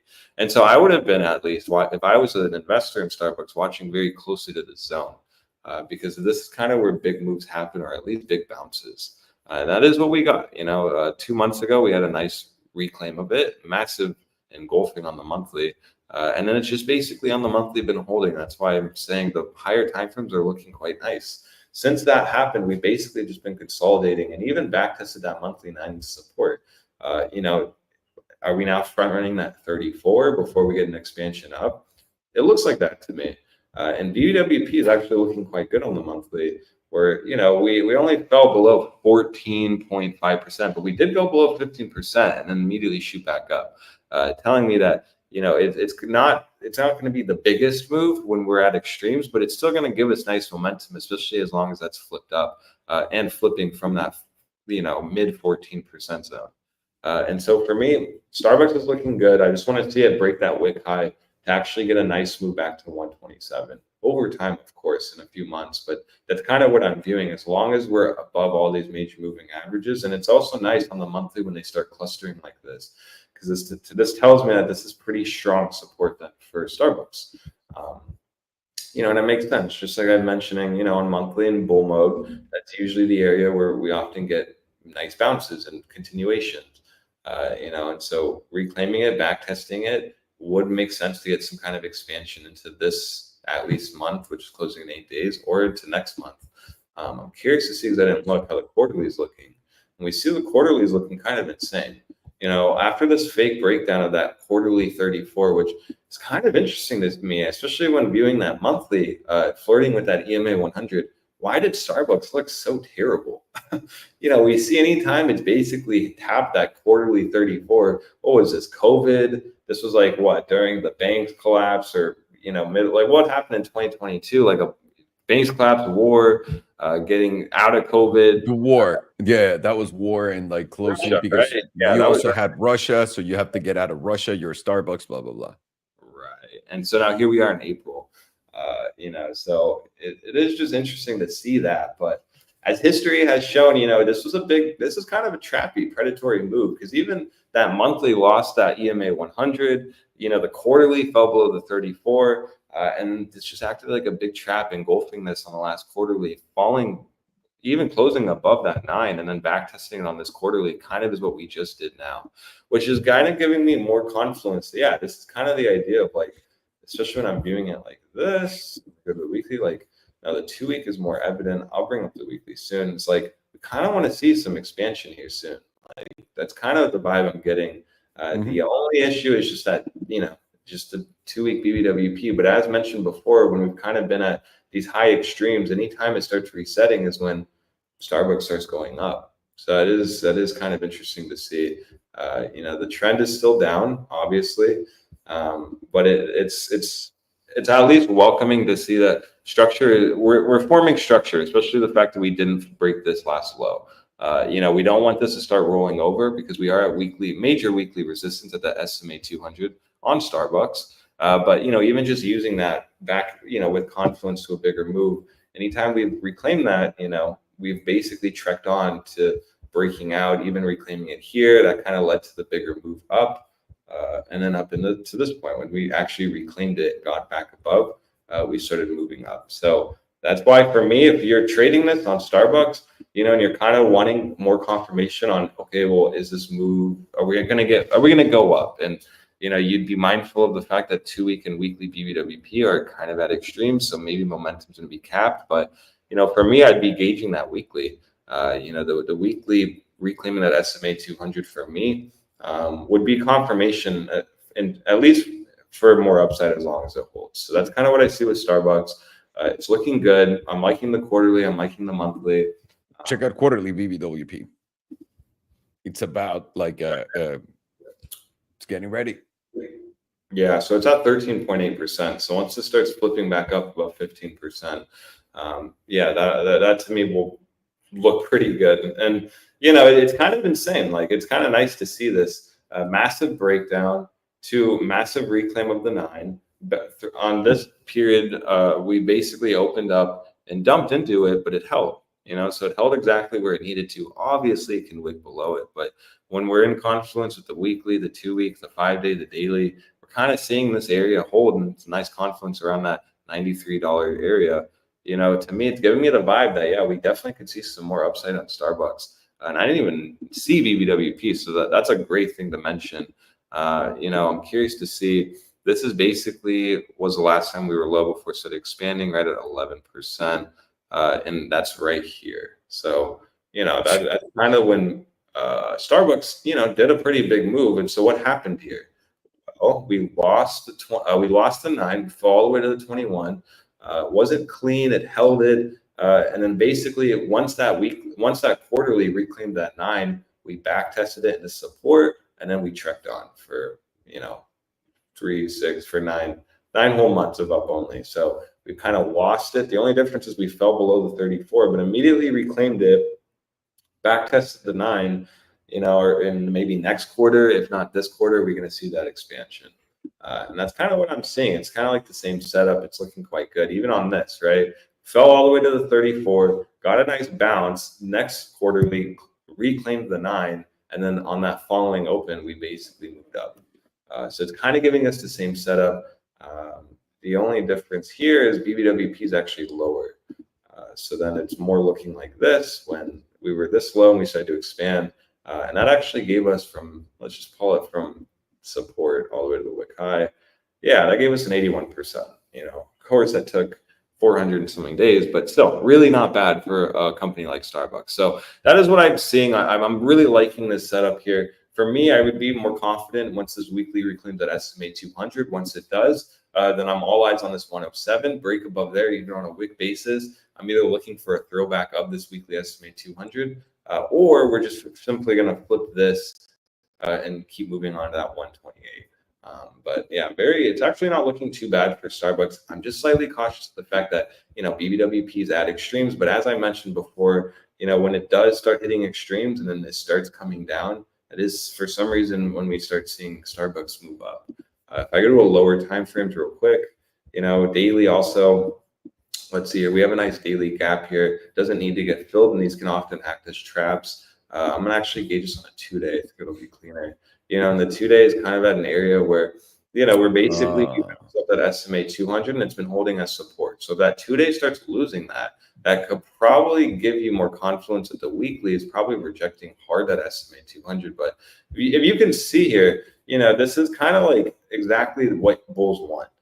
Big rally up, we end up losing it. People start shorting this, thinking, oh, cool, we just deviated the SMA 200 on the weekly. It's probably going to dump like what happened here, where we just ended up breaking down. The issue is we don't break down. We end up just wicking, falling below. It keeps getting bought up, evident on these wicks here, holding that weekly 9, and then all these shorts stacking in, thinking, oh, we're going to break down like last time here, are just fueling the move for higher. And then it's interesting to see when this two-day is giving us a setup here, while still bullishly consolidating, while potentially putting in, on a 3-day, it probably looks more like a bull flag. Yeah, flag, bull, flag. So we're getting kind of a setup on 3-day and 2-day, confirmed above 15%, which could happen soon because we see this 3 days now reclaiming the 9. It fell below it, tested that SMA 200 for the first time.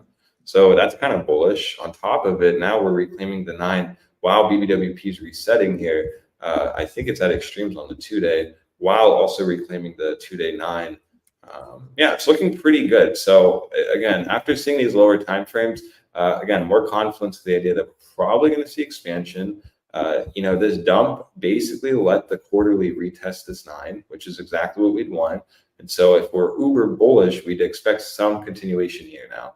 Really wouldn't want to see this low get hit, but that's okay if it does, obviously, because it's 2 months before it closes. But, ideally, we just keep consolidating and grinding up, and we see a pop. That's kind of all I see with Starbucks. It's nice when you get these kind of charts because we're working with a lot. And it is interesting to see how sold down Starbucks was actually.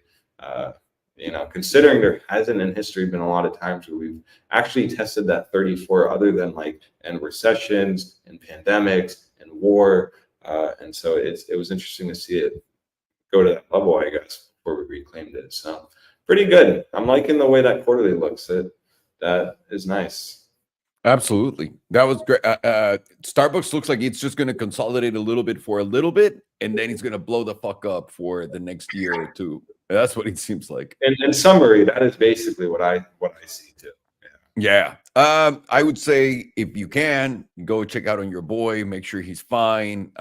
We can call it a day because he might need to go to the doctor, and I'll take care of this bullshit right now. Cool. Yeah, and I'll see everyone on the Discord. I'll just keep posting there. I appreciate you, Alejandro. I appreciate you. Have a good one. Keep me posted, please. Yeah, Thank adios. you. Ok, voy a continuar yo por un rato. Lo siento mucho para todos ustedes.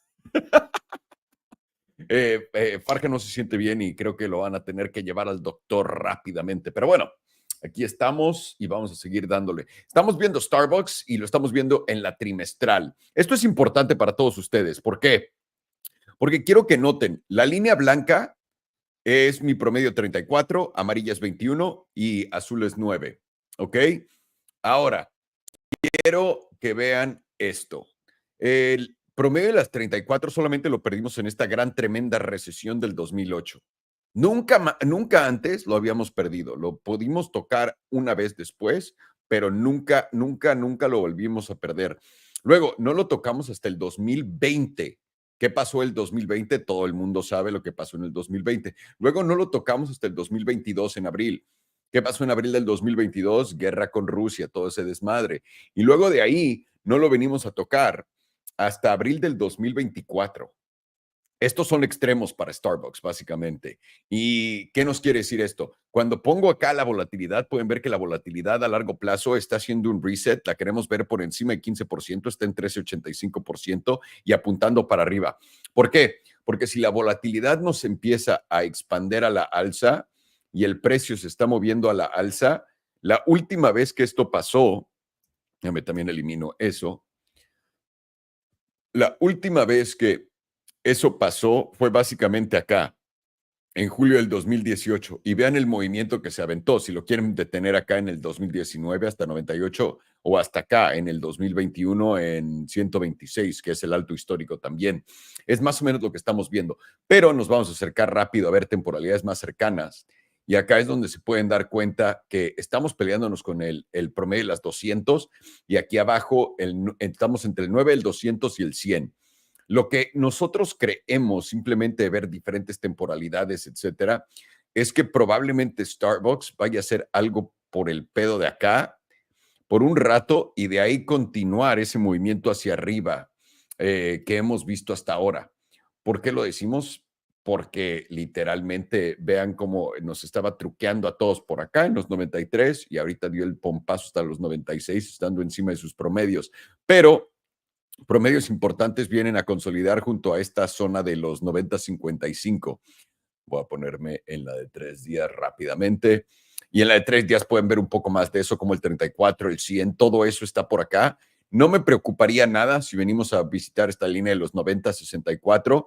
Lo que no queremos romper definitivamente es esto, los 90-22. Si rompemos los 90-22 para abajo, eso no sería tan bueno y me empezaría a preguntar si vamos a revisitar los 76. Pero por ahora, lo que parece es que vamos a estar consolidando y de aquí vamos a repuntar a la alza. Vale, pues. ¿Por qué no? ¿Por qué no? También me voy a poner en esto. Espérame. Es aquí mi problema. Estoy cagándola, señores. Ahí estoy. Ahí estoy perfectamente. Vale. ¿Qué le vamos a dar? Dutch Bros. Vamos a ver Dutch Bros. Dutch Bros. Boom. Aquí lo tienen, tenemos todas nuestras líneas. Dutch Bros está, bastante bien en esta de 3 días. Pueden ver cómo todos los promedios están justamente en nuestra línea de soporte en los $33. Dutch Bros está cotizando en 34.93 y tenemos al 9 intentando romper por encima del 21 a las 3 días, lo que nos daría que hay fuerza, pero me imagino que en el de un día ahí está. Correcto. El 9 y el 21, esto nos indica que hay fuerza, estamos creando bajos más altos. Déjenme rápidamente, le doy un repaso trimestral a este gráfico sin promedios en putiza. Habíamos tenido este objetivo a la baja, pero no tiene cara que se vaya a dar. Vamos a ver. Ok, Dutch Bros ha hecho un alto histórico en 81, está cotizando en 34.88, pero digamos que 55 es verdaderamente, o por ahí de los 54, donde el precio ha intercambiado bastantes manos, no tanto en esa zona de hasta arriba. Me voy a acercar un poco más, voy a prender mis indicadores y podemos ver que el promedio de las 9 nos está rechazando, lo que nos diría si esto llega a cerrar así en 2 meses y 9 días, que esto sería una desviación, y si es una desviación, eso querría decir que el precio podría ir a visitar estas zonas de abajo. Eso es, un segundito, no está populando nada. Y podemos ver que en realidad la volatilidad está hasta arriba, lo que nos dice que, honestamente, nada, porque no hay nada que ver por acá. Vamos a ver rápidamente la mensual en Dutch Bros. Dutch Bros, estamos por encima del 9 y el 21. Definitivamente, probablemente el siguiente objetivo de este movimiento, porque quiero que lo vean así de un poco de lejos, estamos creando este bajo, un bajo más alto, bajos más altos y probablemente estos sean bajos más altos. Eso es mínimo la tendencia que lleva hasta ahora. Y también estás creando altos más altos, altos más altos y ahora eso es lo que queremos romper. La siguiente zona de interés para mí son los 36, 37.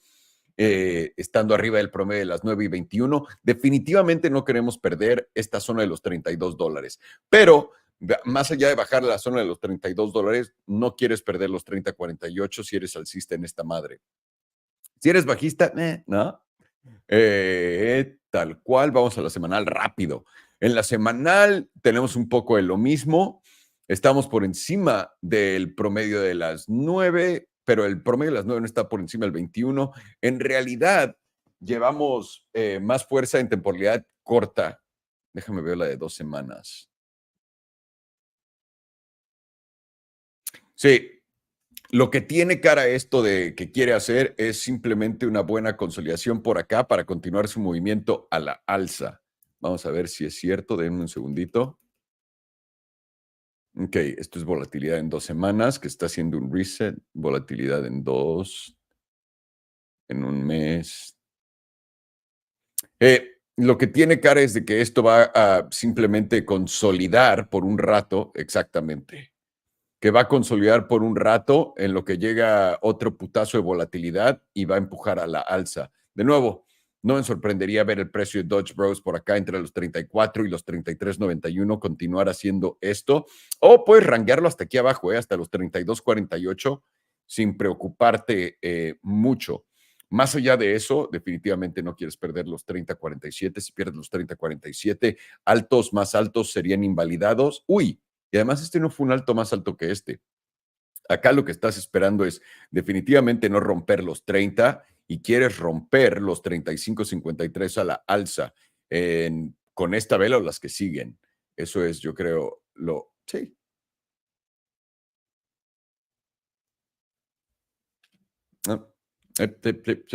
Sí que si eres bajista en esto, ¿qué es lo que buscarías? Perder la 9, o sea, ni siquiera puedes en la diaria. No puedes ser bajista en este momento. Pero si eres alcista, quieres quedarte arriba de esta zona. Definitivamente consolidando por un rato y de ahí y de ver al movimiento dar continuación. Tienes Dodge Brothers.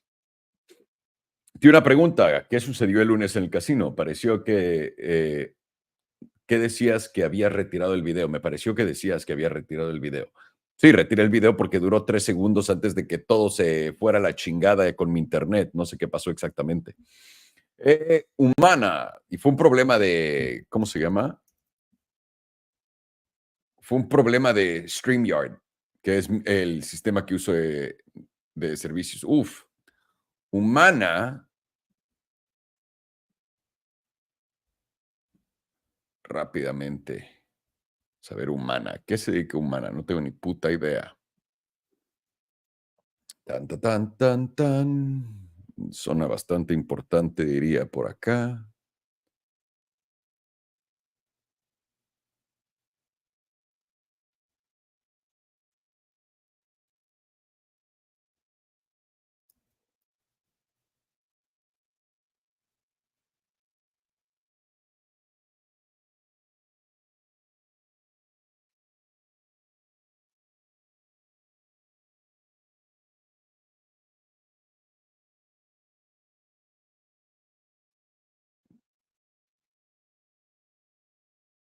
Ok. Entonces, gráfico trimestral. Uy, trimestral a largo plazo. Para empezar, vamos a analizar esto rápidamente, sin tonterías. Humana empezó a cotizar en el año 69, cabrón. Y llegó a un máximo histórico, ¿cuándo? En el 2022, octubre del 2022, que fue el fondo del mercado en general, es cuando hizo su alto histórico, en los 571. Interesante. De ahí ha simplemente estado cayendo, ha estado perdiendo bastante potencia y hemos visto una caída de altos al precio de hoy de 54%. Interesante. nunca viene a recargarse en la zona de los 100, nunca, la ha perdido solamente en el 99, sí, en el 99, o sea, hace más de 25 años que no veía esta línea. Y en el 2009 rebotó en ella. O sea, literalmente desde la gran crisis financiera no habíamos visto que Humana llegara a este nivel de los 206, 207 con el promedio de las 100. Esto nos está demostrando que hay debilidad en el precio y probablemente vaya a continuar el movimiento a la baja. Pero, y la volatilidad está expandiendo y ahora está por encima de 28,51%. ¿Qué nos dice esto? Cuando la volatilidad está expandiendo en un movimiento, este movimiento va a tener continuación, por lo que mínimo a muy alta temporalidad nos dice que probablemente vaya a continuar para abajo. Temporalidad más corta, podemos ver que tenemos un cruce plateado acá, un Silver Cross, donde el 21 baja por abajo del 55. Puedes ver que el 9 baja por abajo del 100. Esto no es un cruce importante, solamente para notar debilidad de precio. Y venimos a retestear el promedio de las 200. ¿Cuándo fue la última vez que retesteamos el promedio de las 200? En el 2009. Ah, ¿Cómo está volatilidad en este time frame? Volatilidad en este time frame está a punto de llegar a extremos, pero hacia arriba, pero todavía tiene camino para continuar al 98,98%, por lo que todavía puede tener más downside. Déjame lo pongo en la de 2 semanas. Y aquí estás en extremos, pero puedes estar en extremos por un rato, como puedes ver, y continuar. Ok. ¿Qué me dices de la semanal, brother? La semanal ya está en súper extremos también. ¿Y cuándo fue la última vez que tuvimos una de estas? Acá y simplemente pues, se mueve de como de lado. ¿Ok? Vale. Entonces, en Humana, yo creo que lo más importante sería poder que este bajo no se lo lleve abajo de esta línea del 207. Si llegas a ver el precio Humana abajo de 207, ya me lo pongo en la diaria. Todo está el promedio de las 9. En 261 tuviste un cruce plateado acá, por lo que viniste a retestear. Lo que tiene cara esto es que está retesteando, haciendo un bearish retest, un retesteo bajista, antes de continuar el movimiento del precio. Nos rechazó la 9 acá, probablemente vayas a ver algo así, y así, a la baja. Es lo que tiene cara en todas las temporalidades. También acá tienes el movimiento sí, definitivamente está corrigiendo ahorita y va a dar continuación al movimiento bajista que llevaba antes. Así es mínimo como yo lo veo. Ahí está.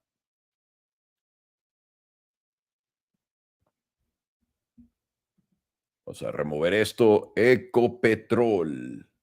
Vamos a ver Ecopetrol entonces. Ecopetrol, chingada madre.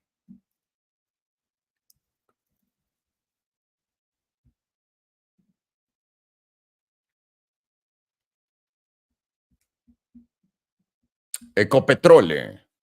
Aquí lo tenemos, lo hemos analizado antes, pero no sé hace cuánto tiempo lo hayamos analizado. Déjame rápidamente lo pongo en la trimestral.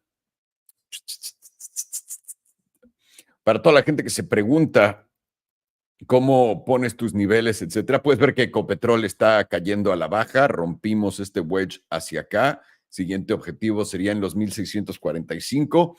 Siguiente de ahí van a ser los 1300. Ahora, ¿cómo ponemos nuestras hermosas líneas memes? Sencillo. Buscas velas que hayan, ponte tu subido, ¿no? Ver partes de arriba de precio y ahí buscamos dónde está el mejor lugar, donde hay mayor cantidad de intersecciones con el precio y normalmente puedes crear un rango también dibujando esto a la baja y el rango lo puedes poner acá, por ejemplo, en 400, en 4890. De ahí puedes ver que acá también el precio ha tenido bastante contacto, pero no tanto como acá. Lo pondría acá. Este, este, este,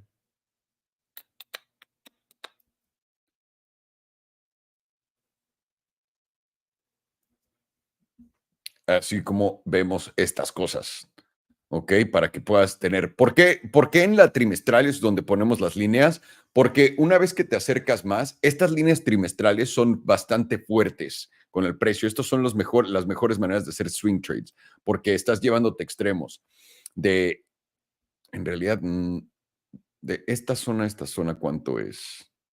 No se me hace que sea tanto. Sí, zonas de 25%. Siempre y cuando estés rangueando por ellas, de aquí abajo, acá abajo, 25%. Aquí arriba, aquí abajo, 25%. Ok, vamos a ver rápido volatilidad.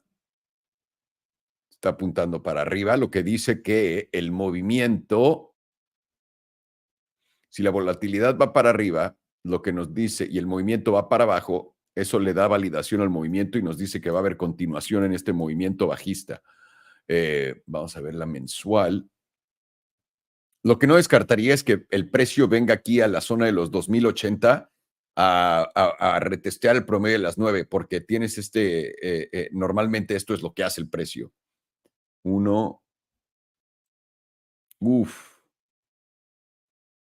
En la mensual se ve aún peor y la volatilidad está expandiendo fuerte con este movimiento a la baja. La continuación del movimiento a la baja es lo que se va a seguir dando. Aquí la apuesta sería más sencilla de lo que pensamos. Si nos vamos en la diaria, a ver si hay algo de convergencia en esto. En la diaria, si llegas el precio a rebotar, yo no lo haría tanto al 1765, pero por ahí del 1825, déjame verlo en la diaria donde era. Ajá, 1871 más o menos, en esa zona, 1871. Más o menos hasta acá, donde está el promedio de las 34, no me sorprendería si llega a haber un rebote y de ahí para abajo. Y de aquí, la única forma de jugarlo es, una vez que llegues acá, abrir un corto. Acá, un corto con C de coño. Y cuando veas que el precio viene a hacer acá, abres tu corto y tu invalidación la puedes poner donde está este promedio en los 1900. Acá sería tu no. Esto tiene más cara que va a continuar para abajo que darse la vuelta. Hasta ahorita no estás ni cerca de hacer un piso. No estás en ningún nivel importante donde lo vaya a hacer. Ninguno. Ninguno, ninguno, ninguno. Siguiente objetivo son los 1615 y de ahí 1480 y de ahí ya acá a los 1300 es lo que estamos viendo.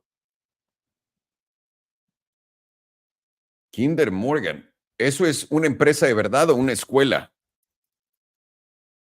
No, es una empresa de verdad. ¿Quién te fuera a ver, Alison? Buena, ¿eh? Buen gráfico, me gustó este. A ver, vamos rápido a empezar. Altas temporalidades, vamos a marcar nuestros niveles, vamos a ver qué tenemos por acá. ¿De dónde venimos? ¿De dónde venimos? De acá, de la polla de tu madre, tío. Ok, tenemos esta zona, obviamente esta zona es bastante importante también. Bla, bla, bla, aquí tienes tu breakout. Lo que te diría, sí, lo pondría acá y acá pondría una de estas.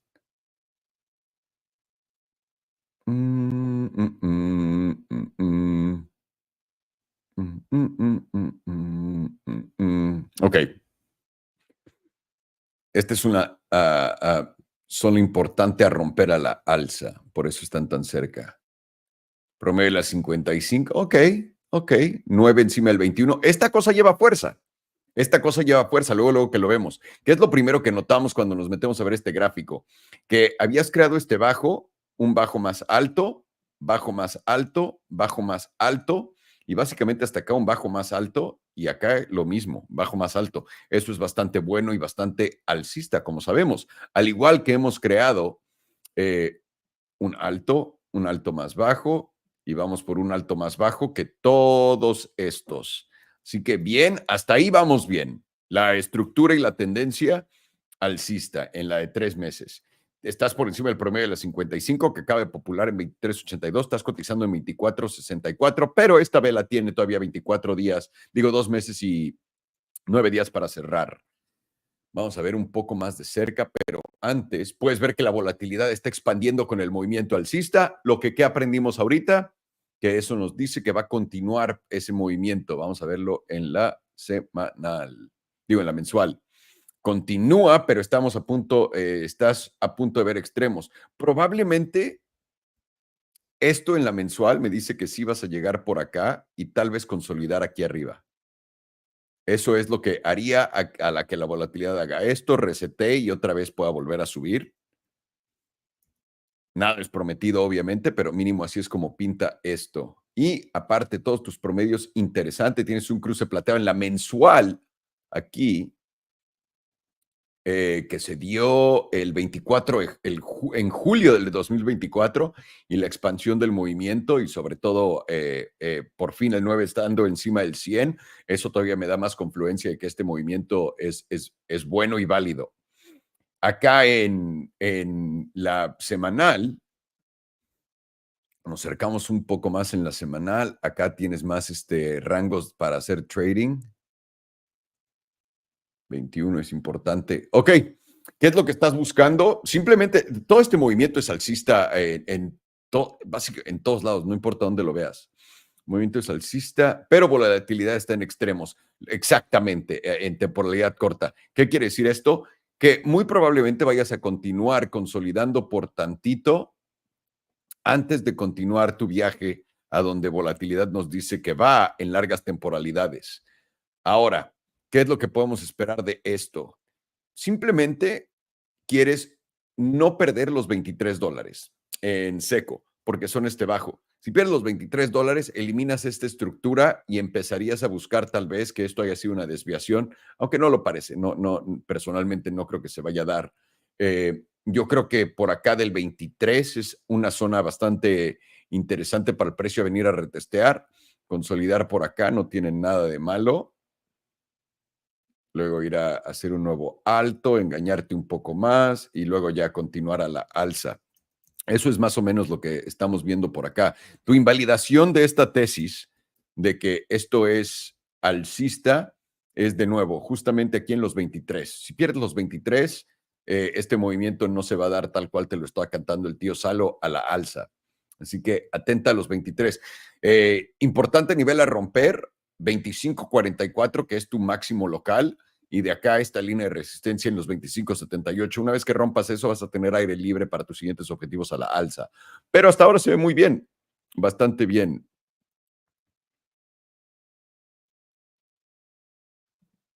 Tu linda ApeCoin. Vamos a ver ApeCoin en putiza. ApeCoin. ¿Esto es ApeCoin USDC? Sí. Me iba a meter en esta chingadera cuando vi esto y no lo hice. Me dije, nada, no me voy a meter a hacer un trade de ¿cómo se llama? De shitcoins. ApeCoin es la moneda esa que sacaron los BYC, ¿cómo se llaman? Puta madre, los changuitos estos NFTs, que cuando todo pegó en ese mundo había pegado cabrón. En este momento, y esto es muy difícil de analizar porque es un shitcoin, señores, lleva muy poco tiempo en el mercado, desde mayo del 2022, como podemos ver. No, señor, no estamos buscando eso.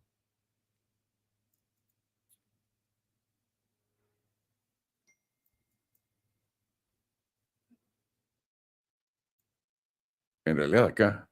Ok. Ahí lo tienen. ApeCoin, damas y caballeros. ¿Y qué es lo que estamos viendo? Mensual. Déjenme veo la trimestral rápido. La trimestral con el promedio de las 9 estando acá nos hace pensar que definitivamente puede venir a buscar esto. Acá, sea un movimiento real o un movimiento no real, promedio de las 9 en los 2.2 es algo que instantáneamente llama la atención. Déjenme ver la volatilidad, dónde está parada en esta cosa, ni siquiera la puedes ver en esta temporalidad trimestral. Ok, entendido. Déjenme ver la mensual. ¿Ven? Ahí está el promedio de las 21 en la mensual, lo que también nos da bastante confluencia con esta zona. Y ahora, vienes acá y te rechaza, tienes un alto más bajo que este y vas a continuar el camino a la baja. Eso es en la mensual, y en la mensual estás en tierra de nadie. En tierra de nadie con la volatilidad. Vamos a ver la semanal, pero la de 2 semanas.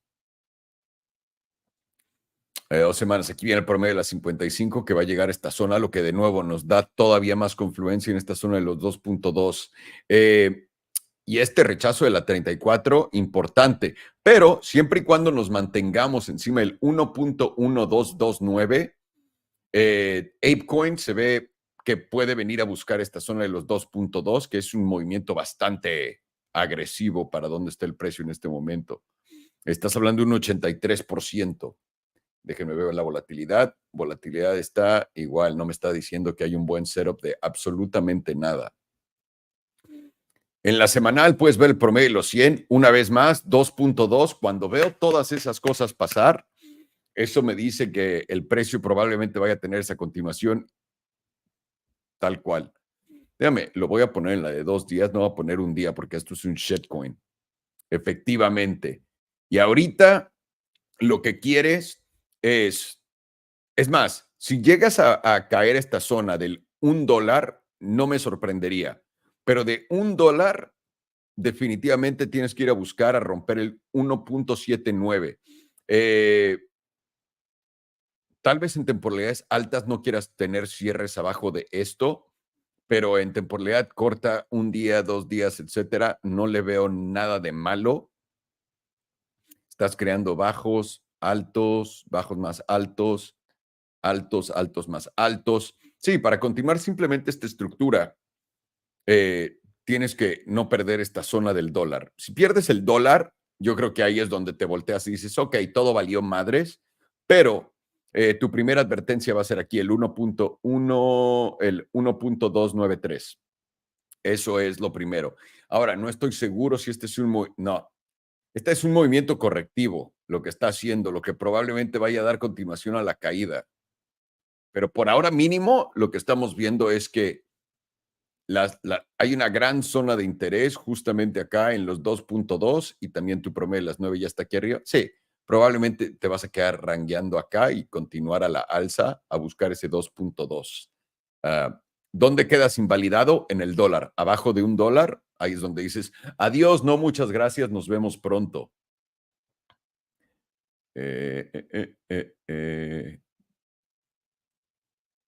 Vamos a ver acá.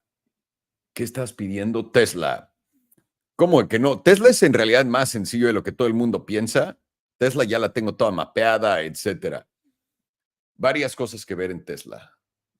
Déjenme los echo para atrás. Pueden ver que venimos de esta resistencia que hemos desviado a la alza, y ahora estamos coqueteando con caer en ella. Puedo eliminar esta línea definitivamente. Y es un desmadre esta tabla, ¿a poco no, señores?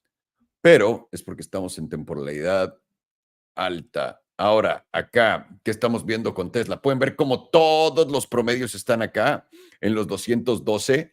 En realidad, si nos acercamos o nos alejamos un poco más, ¿dónde está? Acá es donde vemos el promedio de la 100 estando en los 200. Yo creo que este movimiento va a continuar a la baja. Personalmente, yo creo que Tesla va a llegar por ahí de los $200 mínimo. ¿Por qué? Está perdiendo y siendo rechazado de todas sus cosas, de todos los promedios importantes. Esta desviación en el 200, y ahora no puede recuperar este nivel tan importante que para mí es el 221. Estás abajo del 9, estás siendo rechazado por el 21 y ahora estás recargándote el 34, el 55 y literalmente en esta zona meme. Esto nos va a llevar acá abajo. ¿Vamos a romper estos bajos? No tengo idea. Esa es la pregunta del siglo. No tengo idea si los vamos a romper. O estos de acá de 167. Lo que sí pienso es que Tesla va a hacer esto. Eventualmente. Pero primero tiene que venir para abajo. Tal cual como se los había puesto con ¿cómo se llama? Con Rivian y con todo lo demás. Ahorita, ¿qué es lo que quieres estar buscando para hacer un trade en Tesla? honestamente, si tienes un repunte arriba de los 2.21 y empiezas a cerrar acá, alcista. Siempre y cuando sigas cerrando abajo de los 2.21, bajista. Siguiente objetivo, los 190. No, bueno, tu primer bajo acá, que son los 202. De los 202, pierdes los 200, nos vamos a los 190. Y de ahí continuar a los 191. ¿Qué tan bajo vamos a llegar? Ojalá y fuera adivino y les diría, pero acá tienes un alto y un alto más bajo. Entonces, estás empezando a romper estructura importante en Tesla. No sé por qué me fui ahí, pero felicidades a mí por decir eso. Así que tengan un ojo bastante abierto acá en Tesla. No queremos, bueno, no es que no quieras nada, no estamos en un trade. La manera más fácil de tradear esto sería en la diaria. Si tienes un viaje porque estás bajando y tienes básicamente vas a tener un cruce plateado a la baja. Sí, si vienes a retestear la zona de los 221, probablemente esto te vaya a dar una buena oportunidad de short y tienes tu invalidación arriba de los 225. Porque arriba de los 225, pues rompes estos altos y empezarías a formar nueva estructura y todavía no has barrido los bajos acá en 12.13. Así que ahí están tus niveles importantes en Tesla, damas y caballeros. Y con eso los voy a dejar. 3 horitas, buen directo. No sé por qué, parece que subí como 30 kilos de peso, pero no lo he hecho. Algo está mal, pero bueno, les mando un fuerte abrazo, cuídense mucho y nos vemos pronto. Puta madre.